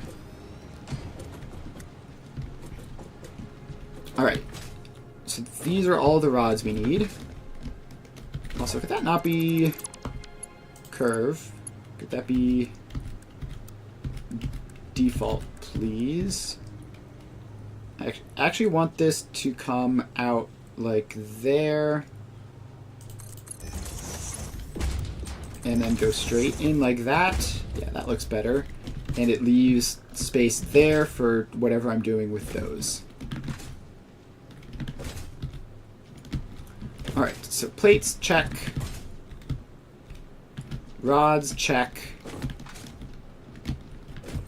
Now I need to split these into a batch of 100 and a batch of 185. The 100s will just go on towards rotors. The 185 will make a bunch of screws. So, actually, can we prevent doing that in batches by doing something like this? No, we need so many constructors per thing. Although we could just make... Oh, but then that would be in batches of 5, which is sort of a miserable quantity of batches. Alright. How many constructors are there in total? You need 740 screws, and it's 40 per. So 740 divided by 40 is 18.5. So that's kind of an annoying amount. So how am I going to get that? I could do... Oh, speaking of which, I need to get that connection in. That's important. So I need a lot of screws. So I can batch these into groups of 6 constructors and then do load balancing like that. That seems like probably the best way of doing it. Alright, let's...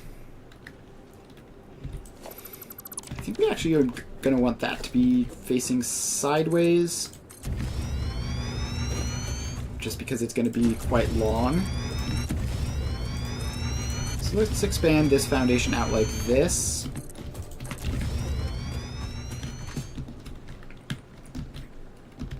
Alright, so if we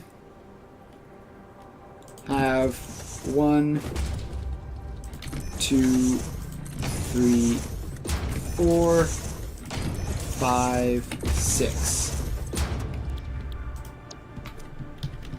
Control C, Control V, Control V, Control V, Control V, and Control V. So this is 60 rods in, what, 240 screws out. And then I can do 3 and a bit batches of those, and it'll all work. So now we just need to get these balanced up. So that gets a splitter, that gets a splitter. These all go in.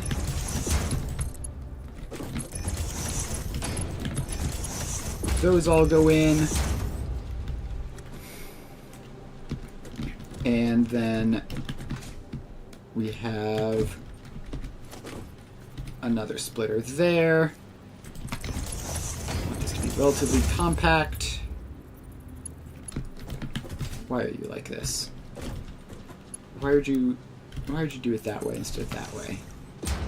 Alright, so that is 60.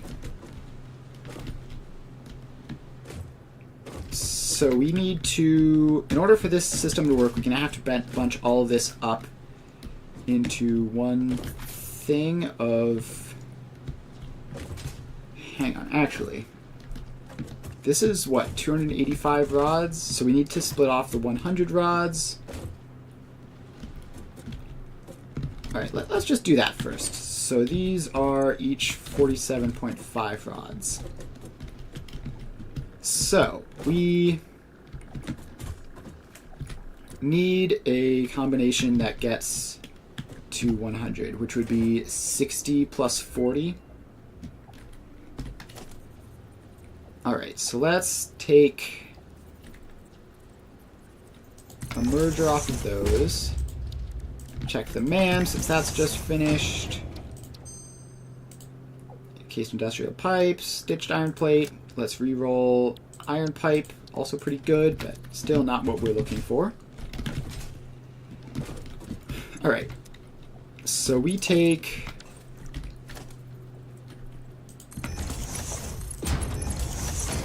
those two and combine them together to get a belt of 60. So that's the easy part. Then we take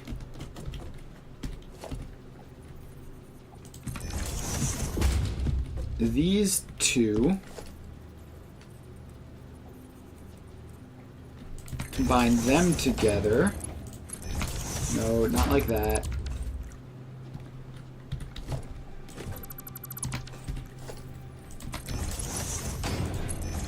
No, not like that either. Let's just build it in the normal way. A sensible person would build that. Alright, so let's see. This is 47.5 plus some number that's more than 20, so that's a belt of 60. This is some number that's more than 20 plus all of this, which will make a belt that is 60 there. Have I unlocked the ability to make priority mergers yet? Is that a thing in Caterium or Quartz? It's in Quartz. Alright, I think I need to do that in order for this to work.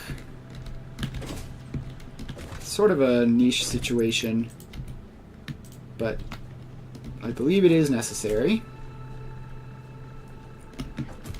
which means we're going to have to wait for that to finish before we can finish this. But we're going to make this a priority merger that will take more from the left and only fill in with the right as needed.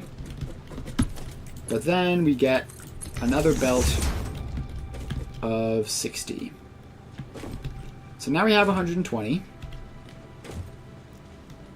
And what we need to do is then split this belt of 60 into 3 belts of 20.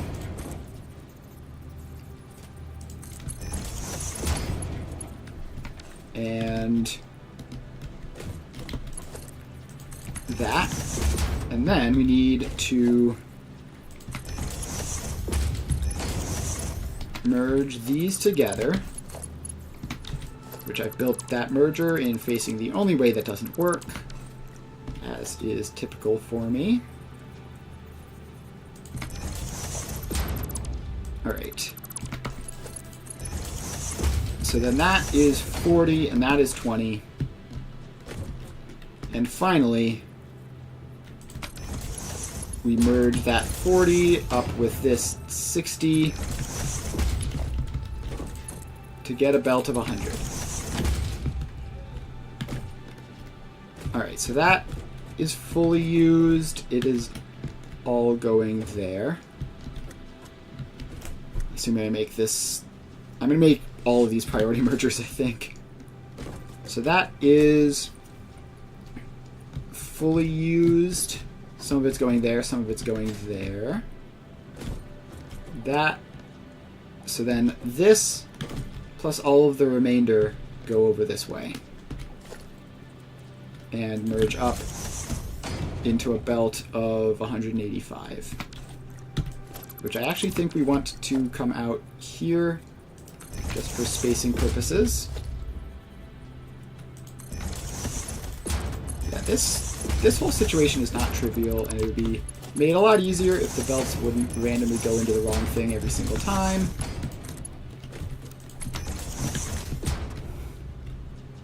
Alright, so then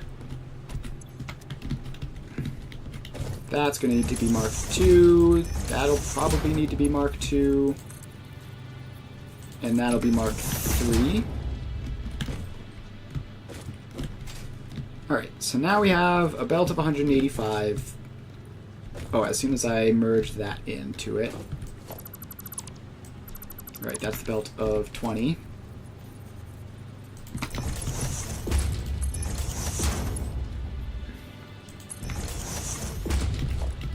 And I'll make sure that that's Mark 1, just so that I know that not much is going on it. Alright, finally,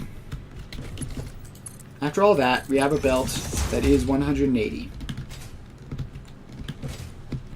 So, now we can do speed merging. So we get a smart splitter there, a Mark 1 belt going that way. Tell you good to go any center overflow. So that is the first batch of 60. Then I need to do a bunch more of these. So that, yeah, so that's 60 rods. We need this to use 185. So we need 2 more of these and then like 1 random machine.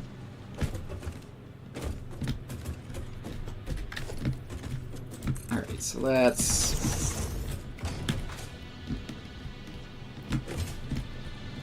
do this all again.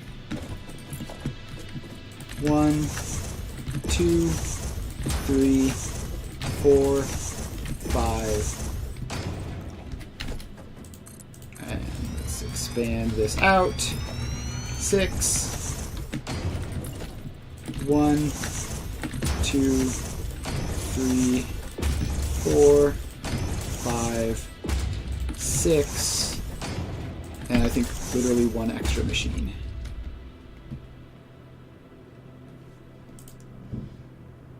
Which I believe the last one is even not a full machine. I believe it's half a machine. Alright. So now we bring this along.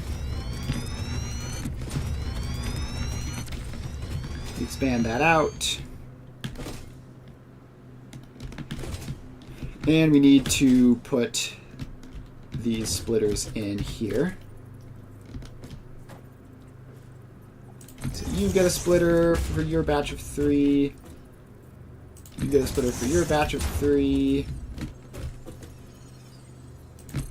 Gosh, it's reasonably likely that I've lost track here, but no, I think that's correct. Alright. Then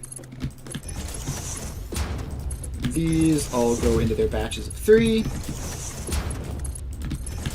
And I definitely could have blueprinted this to make this easier. Oh well.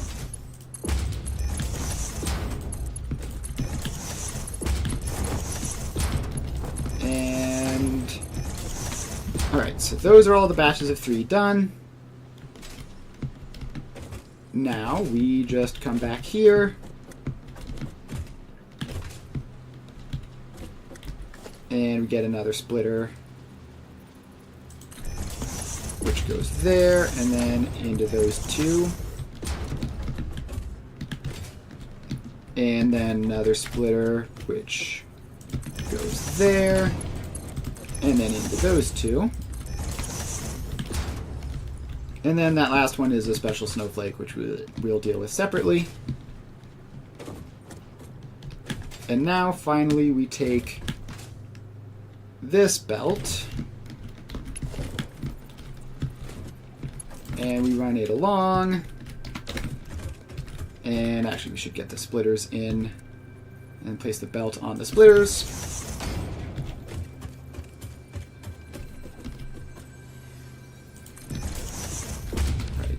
This was slightly off center, actually, so I want to keep it that way. And then the last one, which I guess we can give it a splitter, but it doesn't really need it.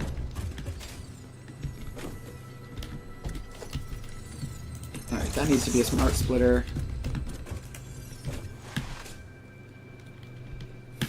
Alright, then we have this, and we just need to put the belt running down and make sure that everything is configured properly.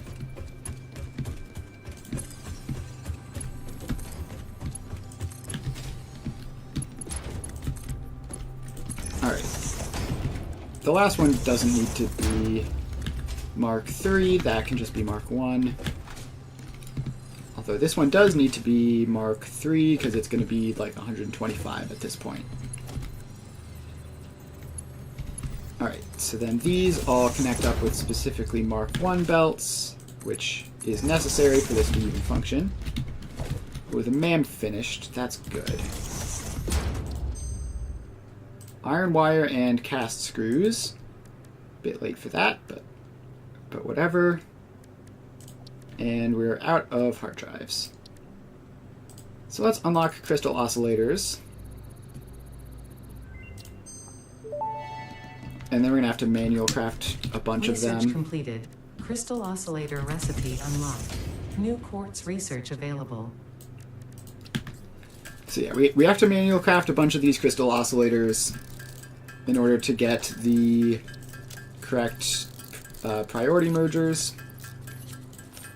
Is unfortunate, but it is what it is. So let's just get that manual craft going now. We need 15 to get the unlock, and then we're going to need a couple more in order to actually craft and place the priority mergers, which I think require these. Alright.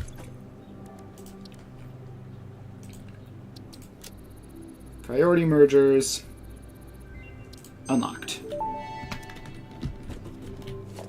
Priority merger unlocked. Let me guess, Useful for prioritizing between yes, inputs to avoid eventual stoppage. If you have an issue with stoppage somewhere else, consult a physician instead. Alright, so now we can get at least a couple of those going. We're gonna have to wait for more quartz crystals to show up. But for now, let's see. This one, I believe, has to be a priority merger. And I believe this one has to be a priority merger. Hopefully just those two. So this needs to take priority from the left input so that this will go send all of those through. So then that'll send some over there and all the rest over here where it is the left input and gets priority. Then this will send some of its over there and the rest over here where it should be fine. Alright. Cool. Priority mergers in. So it is... Did I finish this? I don't think I set the inputs for this, right? So yeah, it's center, any, right, overflow. No, center, any. Wait, no, it's the opposite of that. It's center, overflow, right, any. It has to send 60 down there. And then we go over here. Tell this one, center, overflow, right, any.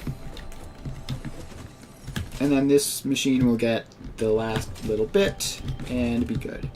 Now let's grab this power slug because it is right here. And it's making funny sounds whenever I pass by this area. Alright, then we just ladder on up. Alright. So now we have screws, rods, and plates. The next step will be, I believe, making the rotors. So this is where most of the screws are going.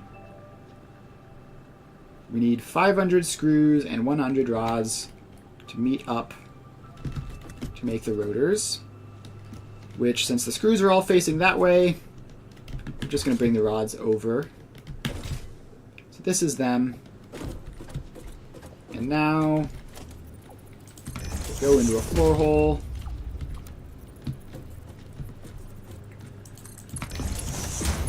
They go into the floor hole where they will conveniently wrap around underneath.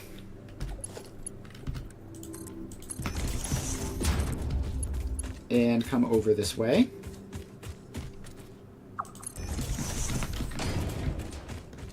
And we need to figure out where exactly they're exiting. Gosh, I'm really used to having some sort of like upwards mobility boost, like a jetpack or a hover pack or something. Alright, so this needs to be a little bit wider like that in order for us to deal with all this stuff.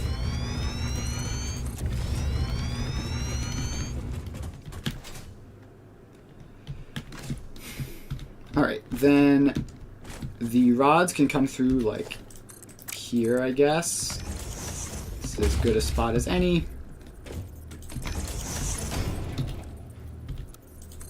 So out they go there. Then we put the other side in.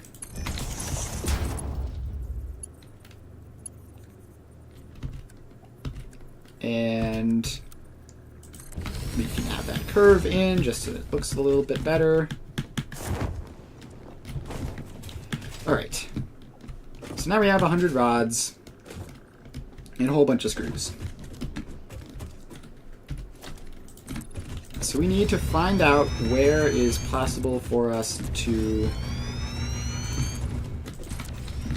fit in all of the assemblers. So we need 5 assemblers for rotors, right? Yep, it's 4 each, so we need 5 assemblers.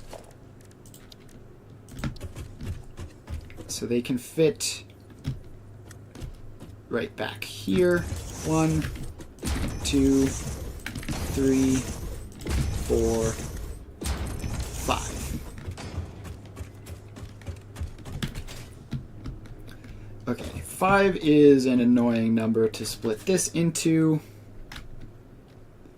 but we're just gonna have to. Alright, so first we split it into 2. Then we split each of the 2 into 3. Does that even work? So first we split it into 2. So that would be 50 and 50. Then we split each of the 2 into 3. Which this is not enough space for because we have those machines right over there, which we're going to need to work with. Okay, actually, we can just have the rods fully dealt with down on the bottom floor and split and everything. What are you doing here? Bro, could you, like, leave, please? Not just, like... Alright, he is refusing to leave, so we're gonna have to kill him.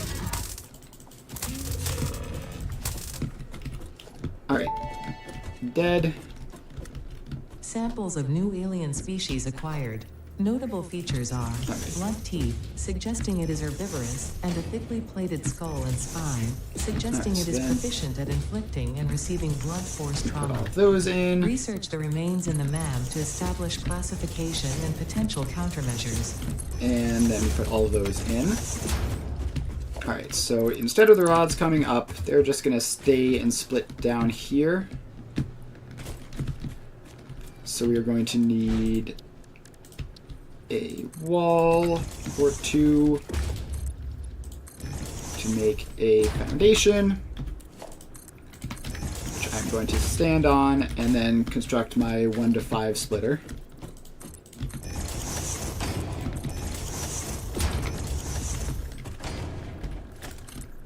Alright. So here's the belt. You can come down to there. Alright, so we have a splitter. It splits it into 2. That's 1, and that's 2. Then, each of these 2 get split into 3.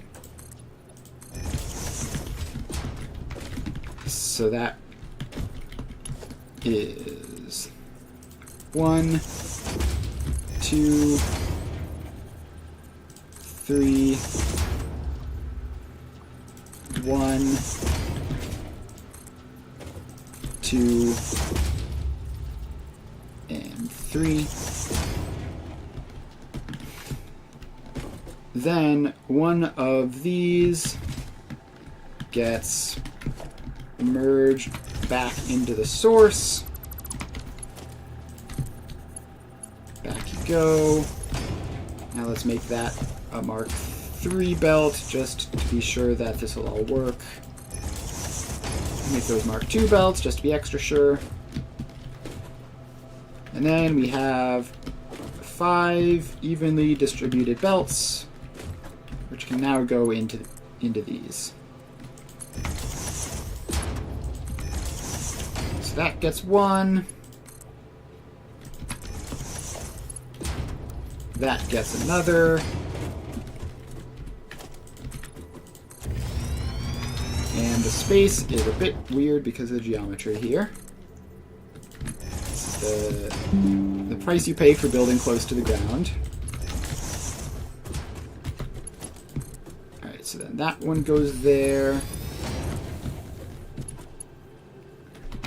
Yeah, no, we can't do straight. We need to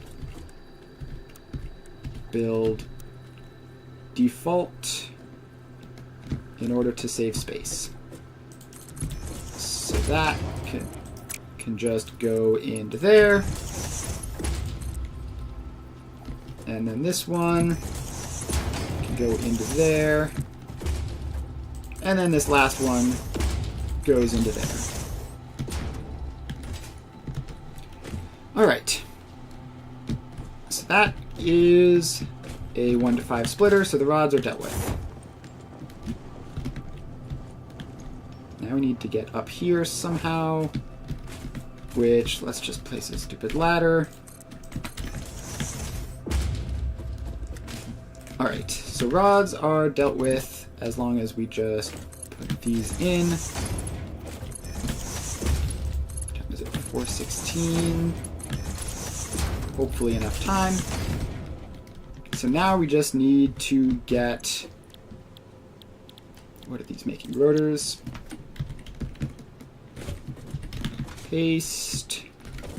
Paste. Paste. And paste. And now we just need to get all of these to have 100 screws. Which, since these are outputting in batches of 40, right, should be relatively easy. Yeah, so we just take 2.5 per one. So that gets a merger. And it gets those two. And half of this one. So then this is one of my belts. And we're just going to do that along the way. So then this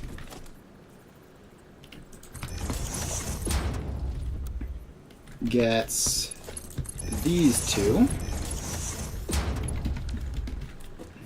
Oh wait, no, because we have to deal with the other half of that one, right? So this gets a merger there. It gets half of that one.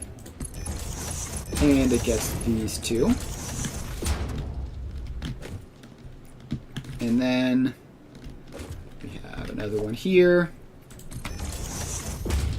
which gets that one, and half of that one. So now we have, what, 3, right? So then this one gets that one, and half of that one. And then we have one more. So we have this one, which gets that one, and half of that one. Alright. So now we just put these in. And please stop being weird. Let me get up here.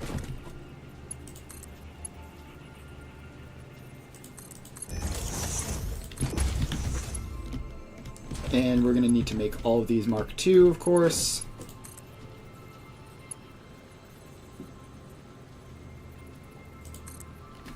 Why would you do that? Place it normally, please. Alright, straight belt is not going to cooperate for that one, just because of the exact positioning, so that can be a curved belt. And let's get this one in.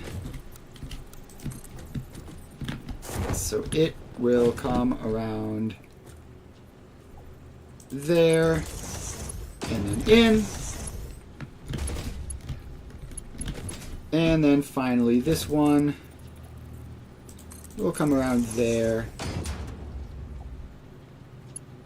and then in. Alright, so now I just have to make sure to make all of these belts Mark II. That one needs to be made Mark II. And that one needs to be made Mark II.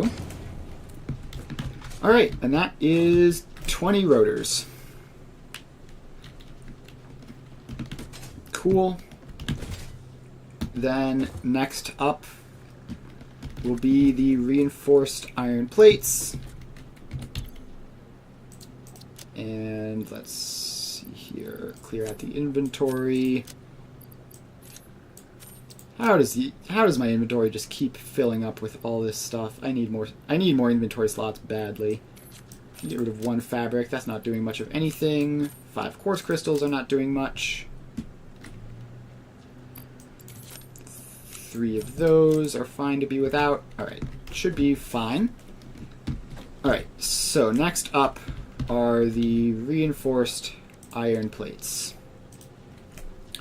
So we need to take the rest of the screws and all the plates to make this. So the rest of the screws, let's head down. We have 20 plus 40 is 60, 100, 140, 180, 220, 240. Yep, so we did the math right. That's good to see. So we take half of this, and yeah, let's just bring the plates around here as well. Unfortunately, we only need 4 assemblers, so there's not going to be any fancy splitting for them. So here we have 120 plates. So we can just stick all of this on one giant belt for ease of transporting across the factory.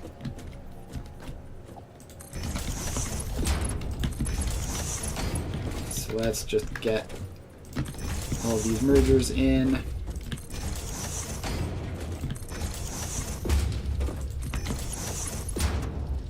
And then these all hook up.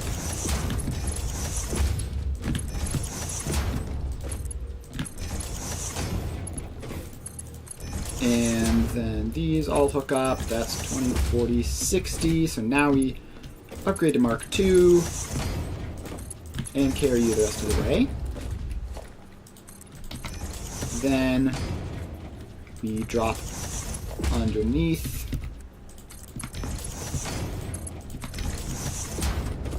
And bring it all the way over to the exact opposite corner of the factory.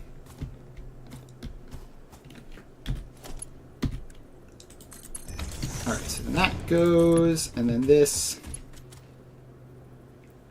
comes along there, sneaks past the rods,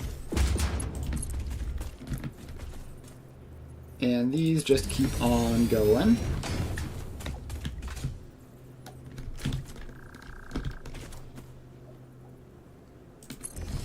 So now they're around there.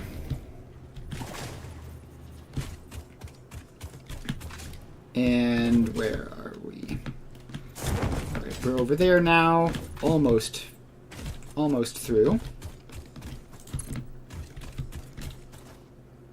So that comes along to here-ish, and we'll figure out what we're doing next.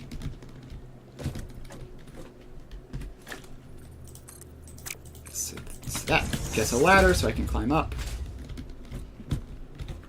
Alright, so we need to finish off this section of the floor.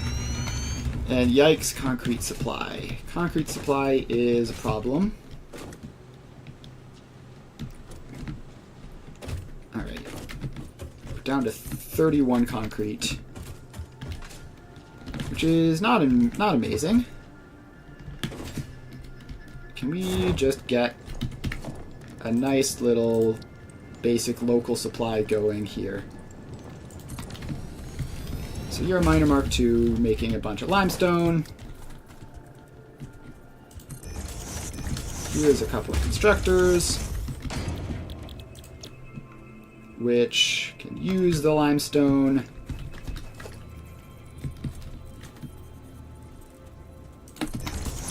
And then this will all just split out like that. That will go in there. And where is power? Yeah, I don't have power anywhere in this factory yet, pretty much. I have to head all the way over here.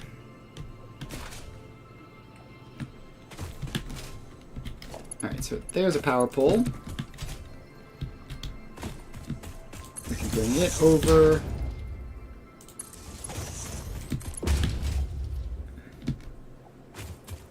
Alright, cool. So now all of these get to power up.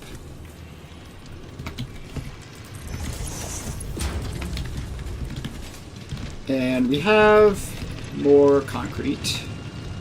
At least we will once this actually starts working. Thank you.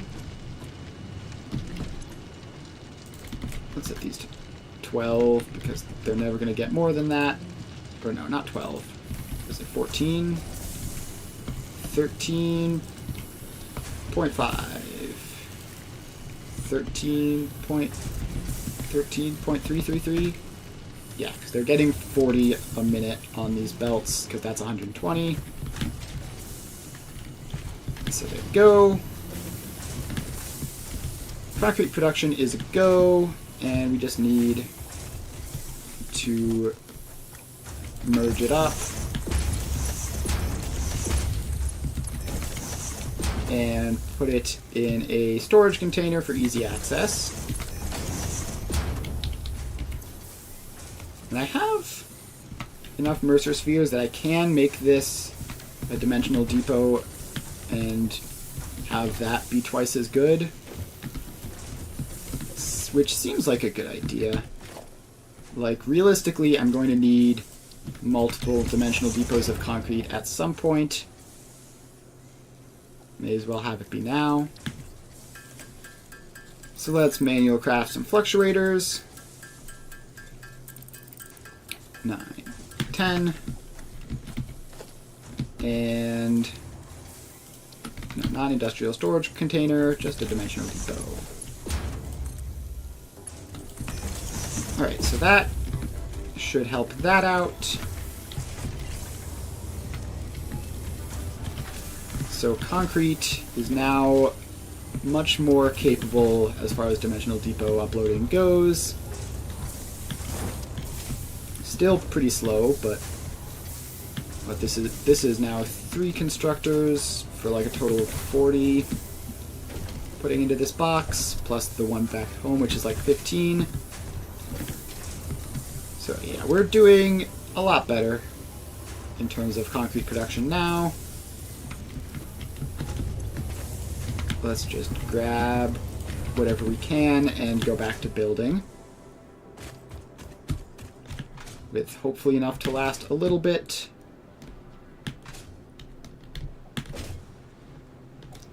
Alright, so we head over here. So we need to finish off this row of foundations. Probably slightly wasteful of concrete, but it's way more convenient to just use it. Alright, then we need 4 assemblers. Which 1, 2, 3, 4, we'll just have them like that. So first, the plates are going to come in from underground.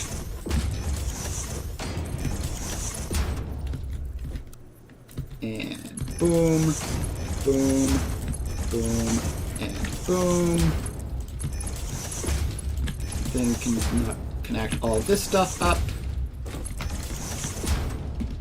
And there we go underground to get that actually set up.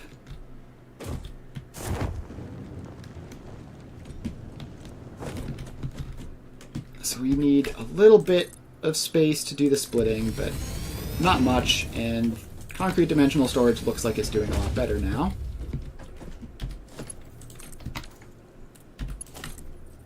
So these can all come down. Actually, we can face it this way and have it still work. Yeah, we have the space to do that. So these all come down. 1, 2, 3, and 4. Then we have a splitter there. A splitter there. And a splitter there. So then this just does that, that, that. So this is all splitting it into 2 and then 2 again, which splits it into 4 nice and evenly.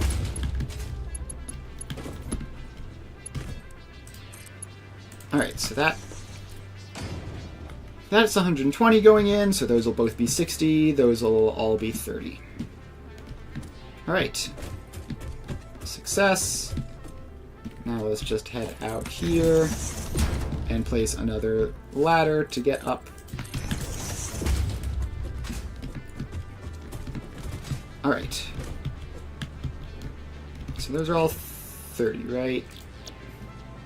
Yep. So now we just put these settings across. And then we put the screws in. So the screws are going to be half of one plus the full of another. So you get a merger. And you get that full one, that half one, and you go in there. Then you're the next one. And you get that full one and that half one. And you go in there. And you're the next one. You get that full one and that half one. And go into there. And then finally we have this one, which gets that half one, that full one, and goes in there. Alright, that is reinforced iron plates. And now there is just one thing left to do, which is to make another giant platform back here, using all of my hard-earned concrete. And now we need a row of 10 assemblers. 1, 2, 3, 4, 5, 6, 7, 8.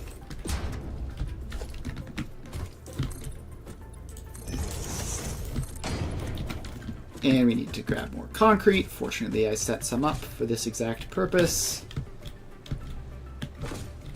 So let's head over there and grab a restock.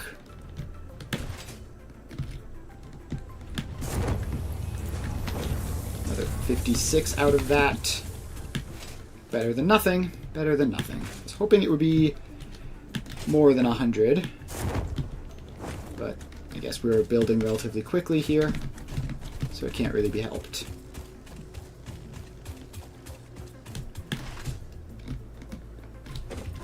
Alright, so let's finish this off then. It should still be enough. 1, 2, 3, 4, 5, 6, 7, 8, 9, 10. Alright. And now these all get set to smart plating.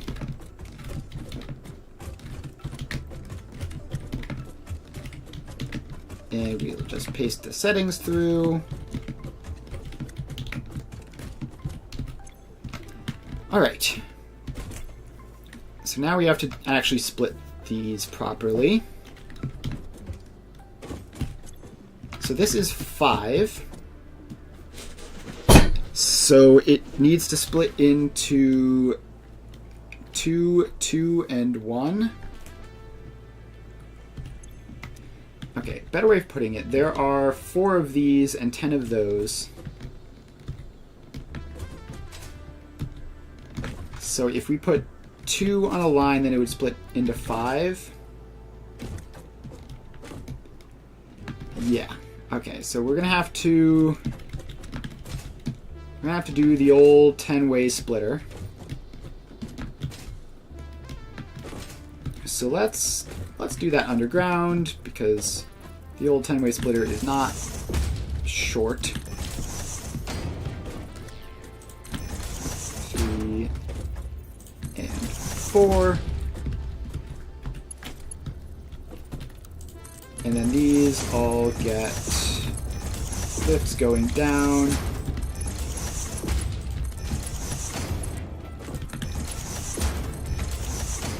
Alright. So those are going to go down and then come back up just a little bit over here. And the other ones should be easier because it's 5 to 10. So I should just be able to, like, do a 2-way splitter for each.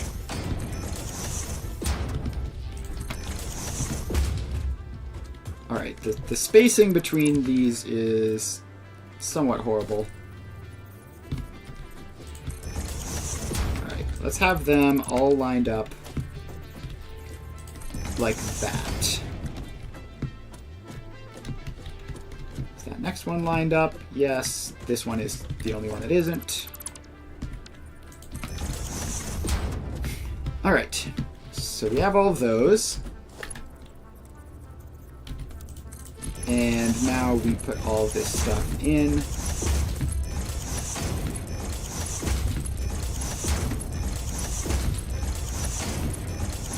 So all that goes in, and then finally we just run the belts.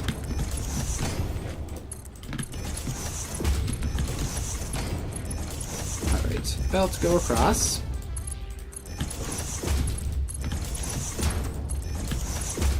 And done. So now we just need to deal with these 5. Just put that foundation in there, because that's obviously needed.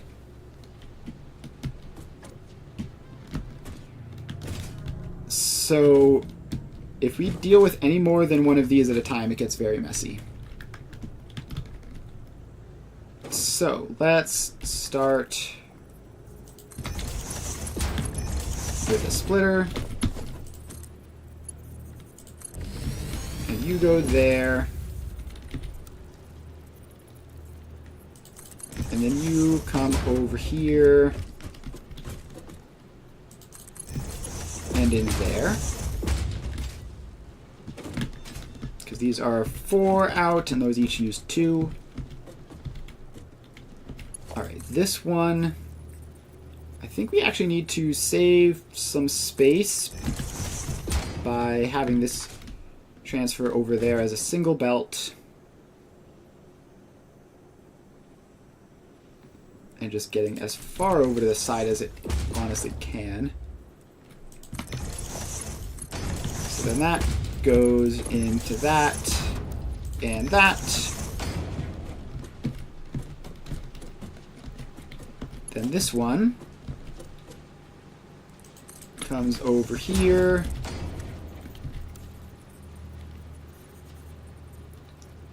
And over to like there-ish, where it splits into that one and that one.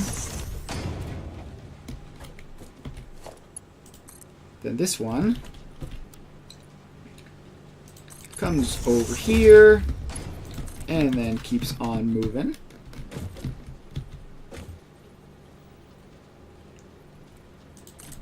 And it splits into that one and that one. And then finally this last one, which we barely squeak out with enough space.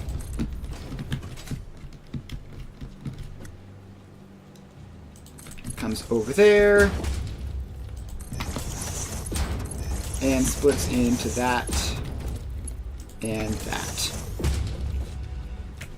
Alright, so that's all the rotors split through. Now we just need to go downstairs, create the old 10-way splitter, and then hook them up to that.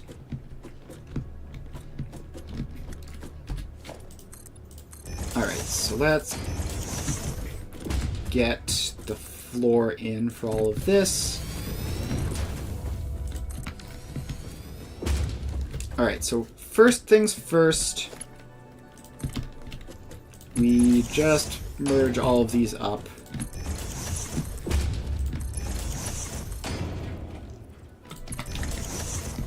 So these all get to be one giant thing.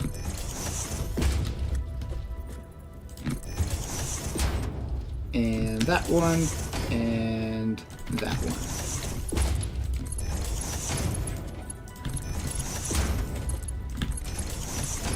Alright, and then the main belt down the middle. Alright, we now have a belt containing 20. And we need to split this into 5 and then into 2 each. So we've already done a 5-way splitter. But what you need to do is split it into 6 and then loop one of the 6 back to the input. So we get a splitter there, which splits it into 2. I should probably just blueprint this, because it seems like the sort of thing I'm going to need a lot. I'll blueprint this next stream, I think, first thing. But for now, we've got this to do. Now, those both get splitters. And I hope I've given it enough space here for the center 2 to work out. I have, but they're not quite lined up, which doesn't really matter.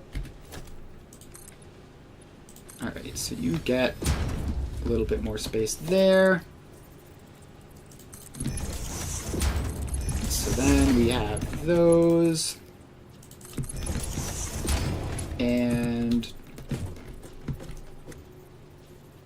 those. Alright, so that is 6. Then we will take this one and send it back, which I guess will require a merger there.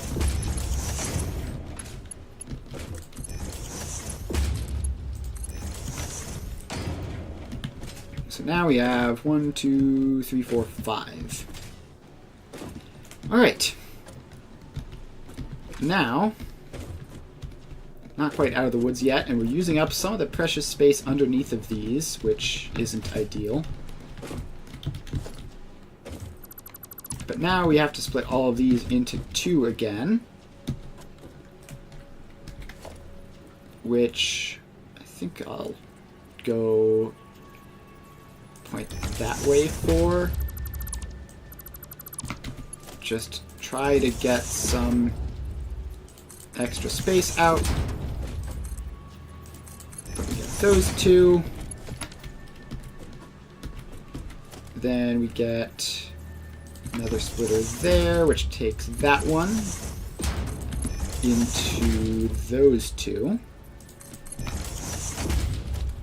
Then we get another splitter there, which takes that one into those 2. Then we need even more space here. We get another splitter. Okay, at this point we do actually need some splitters to go over this way. So we can have just these split back here. There. And then there. And then this one, need another foundation for. And it can go there, and there.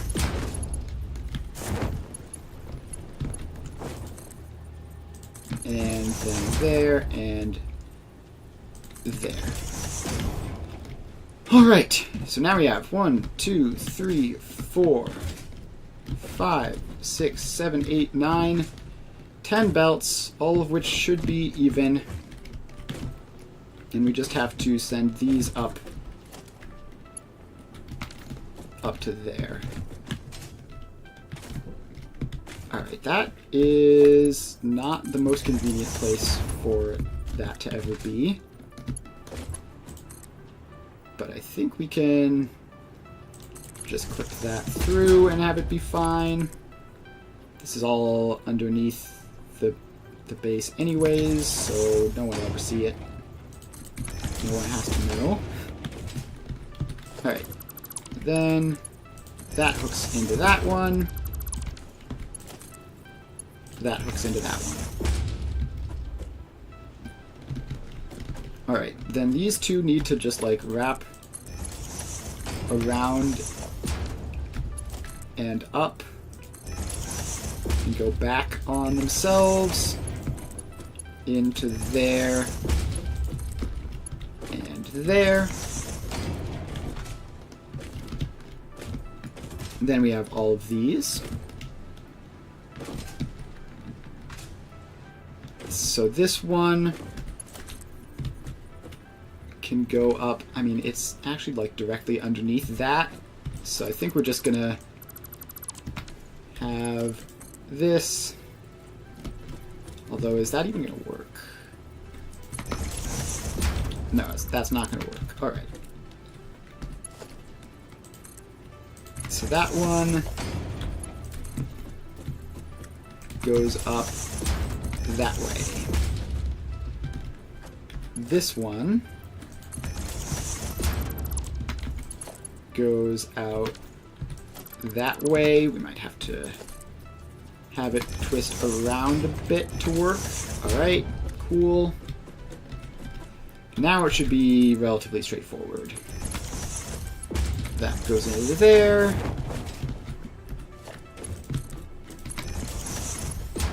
That goes into there.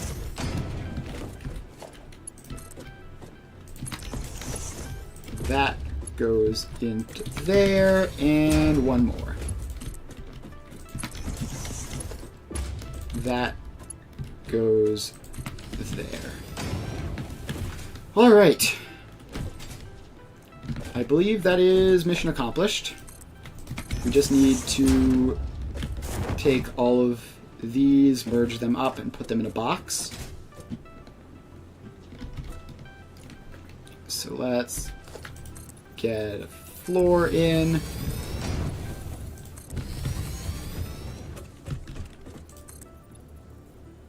Alright, floor successful. So now we do this, and this will be 20. So there's no need for any fancy belt stuff. And we're not going to put a dimensional storage on this, both because we can't afford it and because it's a space elevator part, it's not needed. But we will put it into a box with a sink. Alright. Industrial storage container. Smart splitter. Then that goes there. Any overflow. Awesome sink. Okay. Awesome sink doesn't quite fit in there, so we're just going to put it over here instead.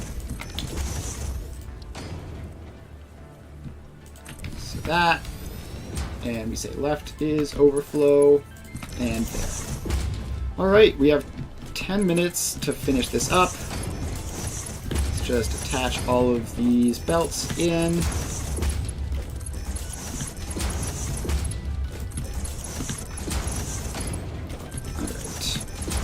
just have to do this, then hook the power up to everything and watch it start. Although we're not going to have enough time to know if it's actually working or not. 2, 3, 4. So let's just bring this power pole over here and grab the rest. Alright, and keep in mind, this is the easiest. This is the easiest project part by a significant margin. So that's a bit intimidating, considering how not trivial this was.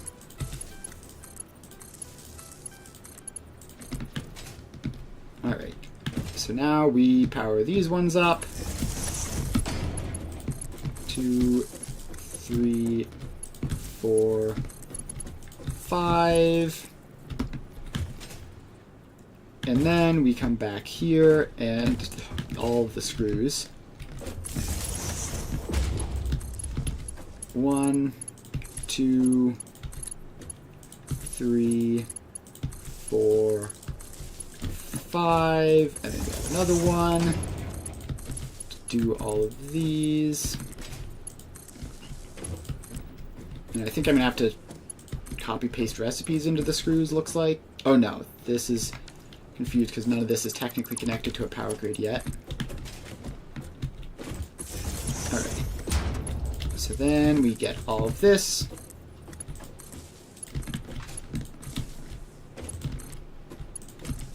And we keep on going.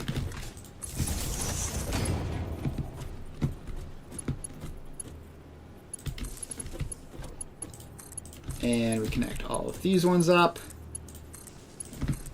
Alright, that's all the screws. Huzzah.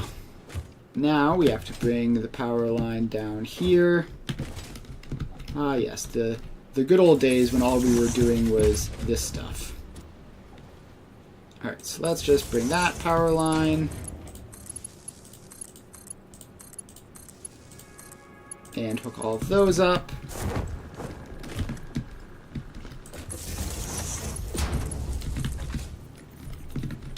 And then another power line for all of these constructors here. 2, 3, 4, 5. And another one. 6. And now we start working on the smelters. 1, 2, 3, 4, and then another power line, which can just sneak in there. Grab the last couple. Did that work properly? All those connected up. Alright. Looks good. And now we just need to get the foundries. And now we turn the whole thing on. And look at that spike in power demand. We're going to need more power than I ever anticipated for this.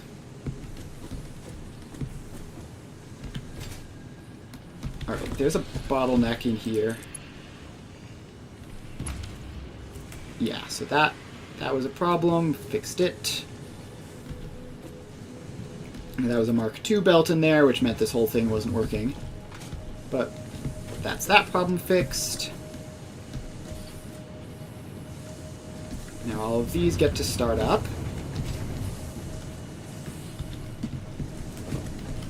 And it's hard to say whether it's working or not. Even with load balancing, there is some startup time, but it is looking good.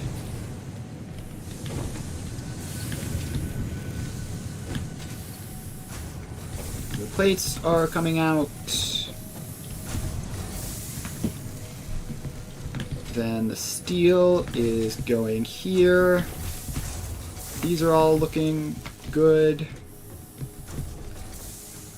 Then the rods are going along that way. This, if there's somewhere I've just straight up made an error, it would be this.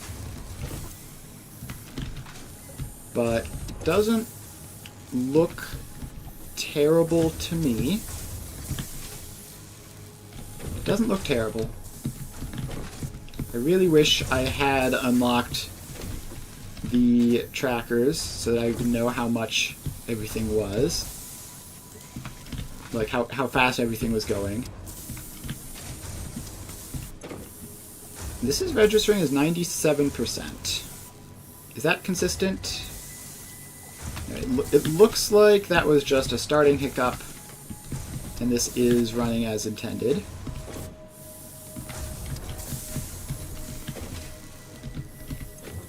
Or at least very close to it. I mean, it's hard to tell, right? Because 97% means like 1 in every 10, like 1 in every 30 things it stops temporarily.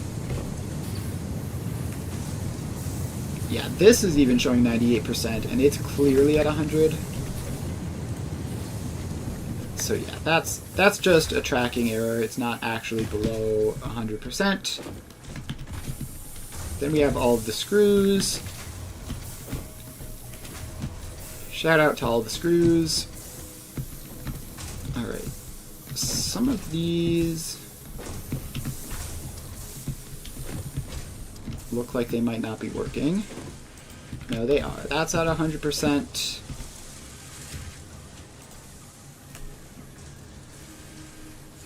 Although, yeah, okay. It's not actually 100%. We're missing rods.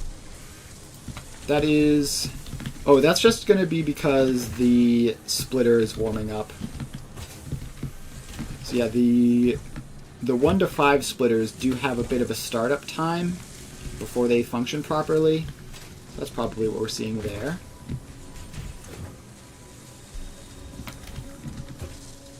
But let's see here. Then obviously this is just a consequence of these machines take a long time to even start at all. And they're not running it fully quite yet. But I think at the end of the day, this is a success. We're going to have to monitor this a bit in the future to see these 97% go away. But I believe that this should be a successful, large-scale smart plating factory. Now let's just take a step back and look at it. Very horizontal. I didn't really make much use of a second floor. Like, I could have put the assemblers up above all of that. Could have done that, but I didn't. I did make good use of underground, though, to make the assemblers look better. So that's a plus. But yeah, let's see. The smart platings are starting to turn green now. They haven't quite gotten any finished yet, but they are running. Alright, I'm going to call that a success.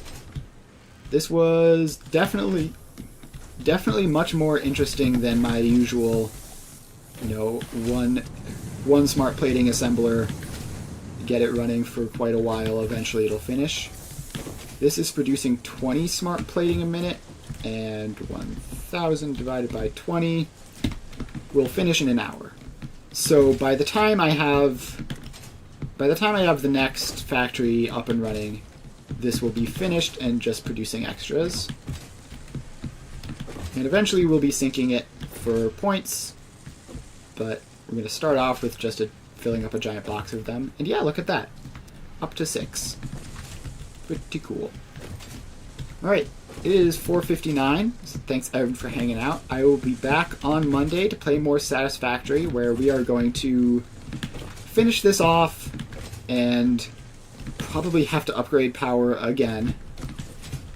And then start working on the versatile framework production line, which will be fun, question mark. Yeah, that's going to be a lot to do, and the automated wiring is also going to be a lot to do, but we'll get there. Thanks everyone for hanging out. Make sure to follow if you haven't already. I stream Satisfactory Monday, Wednesday, Friday from 2 to 5 Eastern Time.